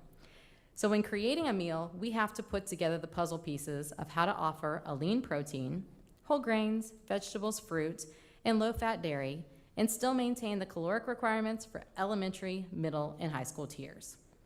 So needless to say, it gets complicated to put together a meal that meets all of those requirements, but also the high demands of our students for their preferences and taste. Note that in the school year 25-26, the sodium requirements per meals are going to become more restrictive. We also work with our school nurses and our registered dietitian to assure that meals available for those students who have unique mealtime needs, including allergies, are met. These unique meals may sometimes be at a higher cost in order to meet those students' needs. Those meal modifications are made at no additional charge to the students or their families. In regarding our program expenditures, there are two main categories. There are employee wages and benefits and food and supplies. Included in the chart are our expenditures for school year 23-24, which break down expenditures into general cost categories. Please note this is not a true cost analysis. This is looking at our total expenditures and breaking them down into percentages based on type. The chart is reflective of all expenditures as of April 30th, 2024. The indirect cost category included encompasses costs associated with repairs and other operating expenditures not specifically noted in the chart categories. It does not include indirect costs that the district can charge the school nutrition program for its operation. And that's because the school nutrition program is projected to finish this year at a deficit, so the district will not charge those. As the chart indicates, employee cost is coming in at about 61% and our food cost at 34%. Contracted services include those costs associated with our point of sale service and a contract with the registered dietitian. Again, it's really important that we have someone who specializes in nutrition to assist with creating these specialized recipes and meals that our students need. So we had to replace our technology budget this year, meant to replace our very old computer systems, as the funds were needed to cover higher employee salary costs and food expenditures. We also have to use our budget to replace aging equipment that is not included as part of the CIP or bond projects at all 13 schools when these pieces of equipment decide that they've met their life expectancy and they no longer want to work. So first, I would like to focus on food. Per industry standards, food is supposed to compromise about 40 to 45% of the revenue. Wages and benefits to compromise about 40. So I just want to paint a picture for you. If you were to take an elementary school lunch price at $2.75 for a paid lunch and add the 50-cent federal reimbursement for every meal served, it comes to about $3.25. The percentage on food that we're supposed to spend is about $1.30. If a student chooses to take a milk, that is about a 30-cent per carton charge. That leaves approximately $1 to spend on food. Unfortunately, most of our student favorite entrees run anywhere from 85 cents to $1 per entree. So if you think about that, if we run our student favorites, sometimes it results in a loss of revenue if the students take the entrees plus the fruits and veggies. A student is required to take half a cup of fruit or vegetable in order for their meal to qualify as a reimbursable meal. And as part of offer versus serve, School Nutrition Services offers 2 vegetables and 2 fruits routinely, so a student can choose from those. If the student decides to take both options, then that's part of the operating cost, right? And honestly, truly, we hope they do because we want them to eat more food. Operating costs below the KPI is really good for us, as it means that we are offering our students plenty of options and we are remaining within a budget. But it also means, let's just paint a picture, that we're taken from one category to essentially help pay for another category and operate within the constraints of our budget. As for our elevated costs, we're looking at both our compounded year-to-year staff salary increases and also the anticipated 3% for the upcoming school year. I want to note that we have made changes to our staffing this year based on participation at several sites, and that includes replacing full-time staff members with part-time and reducing work hours on days where no revenue stream is generated. This year, School Nutrition Services has, experienced some decrease in pricing of our supplies used for food packaging, but we've also experienced several increases in food pricing. The main vendor who stores and delivers our food and supplies did not choose to renew our contract for this upcoming year, resulting in us to rebid our service contracts. The final audit of the bid documents will not be finalized until probably the end of this month. However, what we do know is there's an increase in the handling fee, which is essentially the fixed fee that they use to store the product, by a $1 minimum. Just looking at that, that will result in a $33,000 increase in fee payments next year. At this point, we do not have a complete picture of what our anticipated food price for our contracts or increases will be for the next school year. And the last thing that I would like to mention is the cessation of additional funding. Over the last 3 years, we've received upwards of $508,000 from the USDA for supply chain assistance. and approximately $30,000 from the North Carolina Department of Agriculture for local food for schools. This year, we've relied heavily on these funds to offset our expenditures. We have not heard anything about whether or not these post-pandemic supports will be continued. So we've been reporting in the Enterprise Funds quarterly report, the program has and continues to operate as a deficit. There are several factors that can contribute to this. First is the daily participation, i.e. the number of meals served. We have seen a decrease in our daily participation since the pandemic. And as a result, we continue to explore options that are inviting and appealing to our students. The second is labor costs. We will continue to monitor our meals per labor hour costs to ensure that we are operating effectively and efficiently. And the third is our food cost. We will continue to explore the food costs and the impacts of already prepared meals versus some homemade style meals. The school nutrition staff have worked really hard to get costs to a minimum without impacting the service or the quality provided to our students. It is evident that increasing daily participation is a must.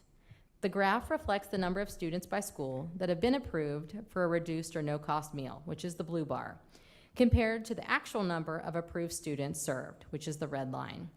As you can see, we have a significant disparity in the number of students eligible for a free or no-cost meal and the number of students who are eligible for a free or no-cost meal that are actually participating and being served. So if looking at the participation of eligible students for a reduced or free meal, if we increase that participation to 35% on average for breakfast and 75% on average for lunch, the district would have received an additional $193,000 in fiscal reimbursements this year. Therefore, as we plan for the next school year, increasing participation will be the top priority. Part of this plan includes a recommendation to increase our CEP, or our community eligible provision schools, from 1 to 4. We are continuing to explore the pros and the cons of this recommendation and plan to discuss in more detail at the June 10th board meeting. And also, as we plan to look at the next school year, the recommendation is for the paid meal prices to remain the same for school year 24-25. Students and families can count on OCS to provide students with the same great customer service and access to nutritional meals at school without impacting their home budget. The district raised meal prices 30% across the board last school year, or this school year actually. As typical, participation reflects a negative, our participation reflects a negative impact. So before we react and raise prices again this year, we would like to continue working on our plans surrounding menus, grab-and-go options, and other things to increase student participation, including getting more of their buy-in of what they want. So it's also important to note that each year the USDA provides a recommended paid meal price, which covers a total cost associated with meal production. Currently, that price is $3.85 for a meal. So at $2.75 for an elementary meal and $3.25 for a middle and high school lunch, with the weighted average being about $2.97 that we receive, Orange County Schools is providing our families with a very reasonable option. We will continue to evaluate and to make program changes to offset our costs. These include the carryover of approximately $18,000 in LSF funds from this year to next year. We also intend to potentially redesign our operations to better align with industry standards, which includes evaluating site staffing needs, adjusting how and where our meals are available and offered to our students, and again, obtaining that additional student input. We also anticipate that the additional revenue generated by increasing the number of CEP designated schools next year will help. This will allow us to utilize a program which already exists to benefit our students. And as a last resort, tapping our fund equity to cover costs. School Nutrition Services has a positive balance, but we need to be very cautious in eroding this fund, as it is needed to replace aging equipment like we talked about. And if we erode this fund, it also impacts the overall budget of the district, as the more money we carry over in our funds, right, if it's above 2 months operating expense, the district could then charge indirect costs for providing human resources, for providing IT, for providing other support, including maintenance, that we are extremely grateful for. So I have shared a lot of information with you tonight. The intent would be for the recommended prices for school year 24-25 to be approved. Are there any questions or concerns that I could address? Ms. Molly? Thank you for all of that information. Something to think about for the future is whether increasing prices at the lunch level would allow us to provide free breakfast for the middle and high schools. You know, I see a number of these other districts, Chatham, Durham, Person and Caswell are all community eligibility. But, you know, some of these other districts are sort of, it seems like that's sort of their approach in order to provide free breakfast. So that's something maybe to think about for the future. I understand the rationale for not increasing food prices or, you know, lunch and breakfast prices again, since we just did it last year. I guess I'm wondering, like, if we did and got closer to what the USDA recommends, like, would that allow us to offer more appealing options because of sort of more or better quality of ingredients or something? You know what I mean? Like, does that actually help with the problem potentially? Like, So that's a little difficult to answer, Yeah. right? But I would say our food options are going to be primarily driven by what is available on the NCPA bid, right? So some of those, the answer would be yes and no. As you know, if we look at more of the homemade style food, that comes with increased staff hours, which also comes with increased costs. So I think there would need to be a thoughtful study done to look at those options before I could answer that question.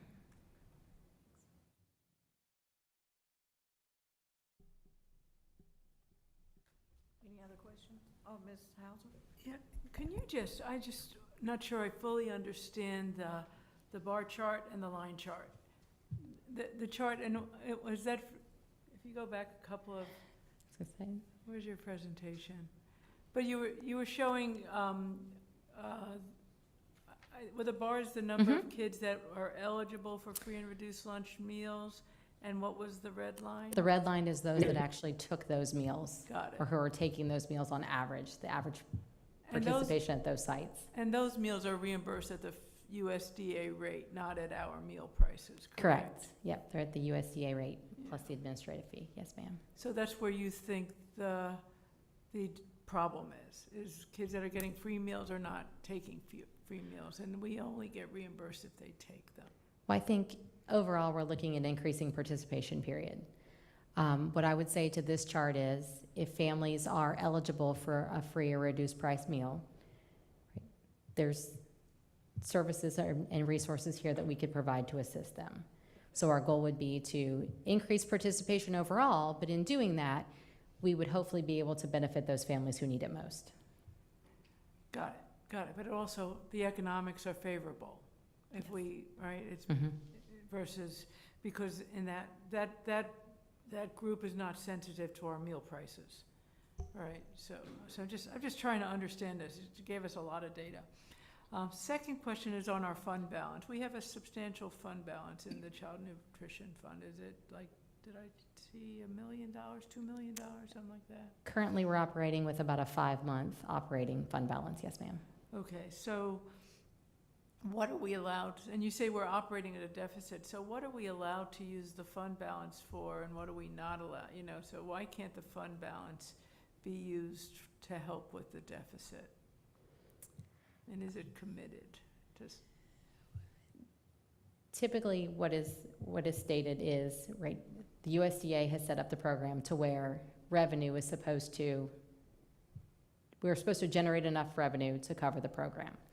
So what we can't use this for is paying off things like unpaid student debt, right, as a result of meals that haven't been paid yet. Typically, it's used for, like I said, providing equipment, increasing services, generating some more of those service contracts that we need to have covered.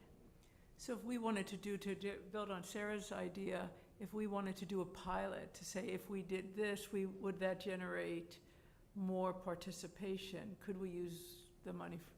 Okay. No. Okay, thank you. Mr. Thank you for the presentation of all the data.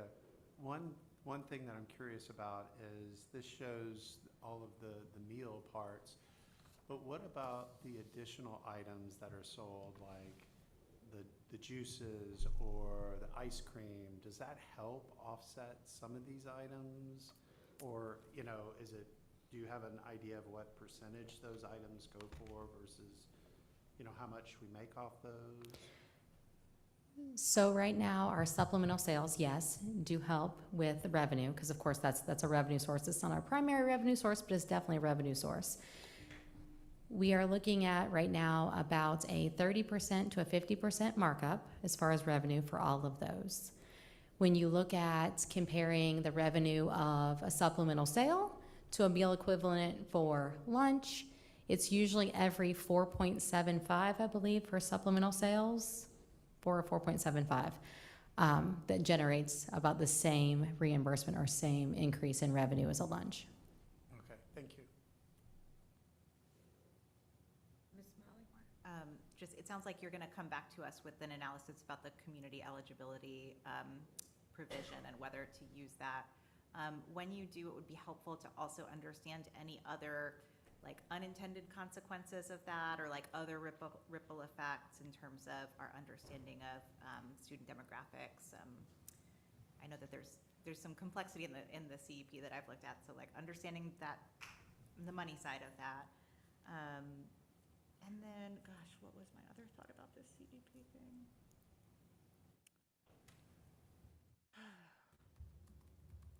Really?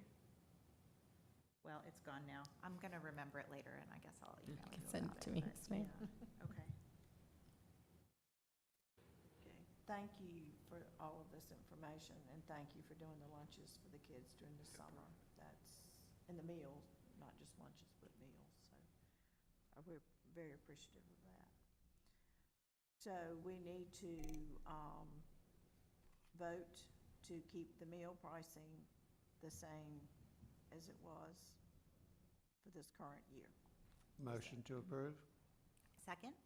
All in favor? Aye. I did remember the thing. Can I just say it right now? Yes, ma'am. Because we're about to do some redistricting, and one of the things is balancing student achievement, which we know often is related to student economic background and so forth. The percentages of students who qualify for free and reduced price lunch could change quite a bit by school during that process, so that's another thing to think about. Okay, good point. Okay, thank you very much. Thank you. Do I have a motion to adjourn, or would you like to stay longer? Motion to adjourn. Second? All in favor? Aye. I don't have my gavel, but where is that?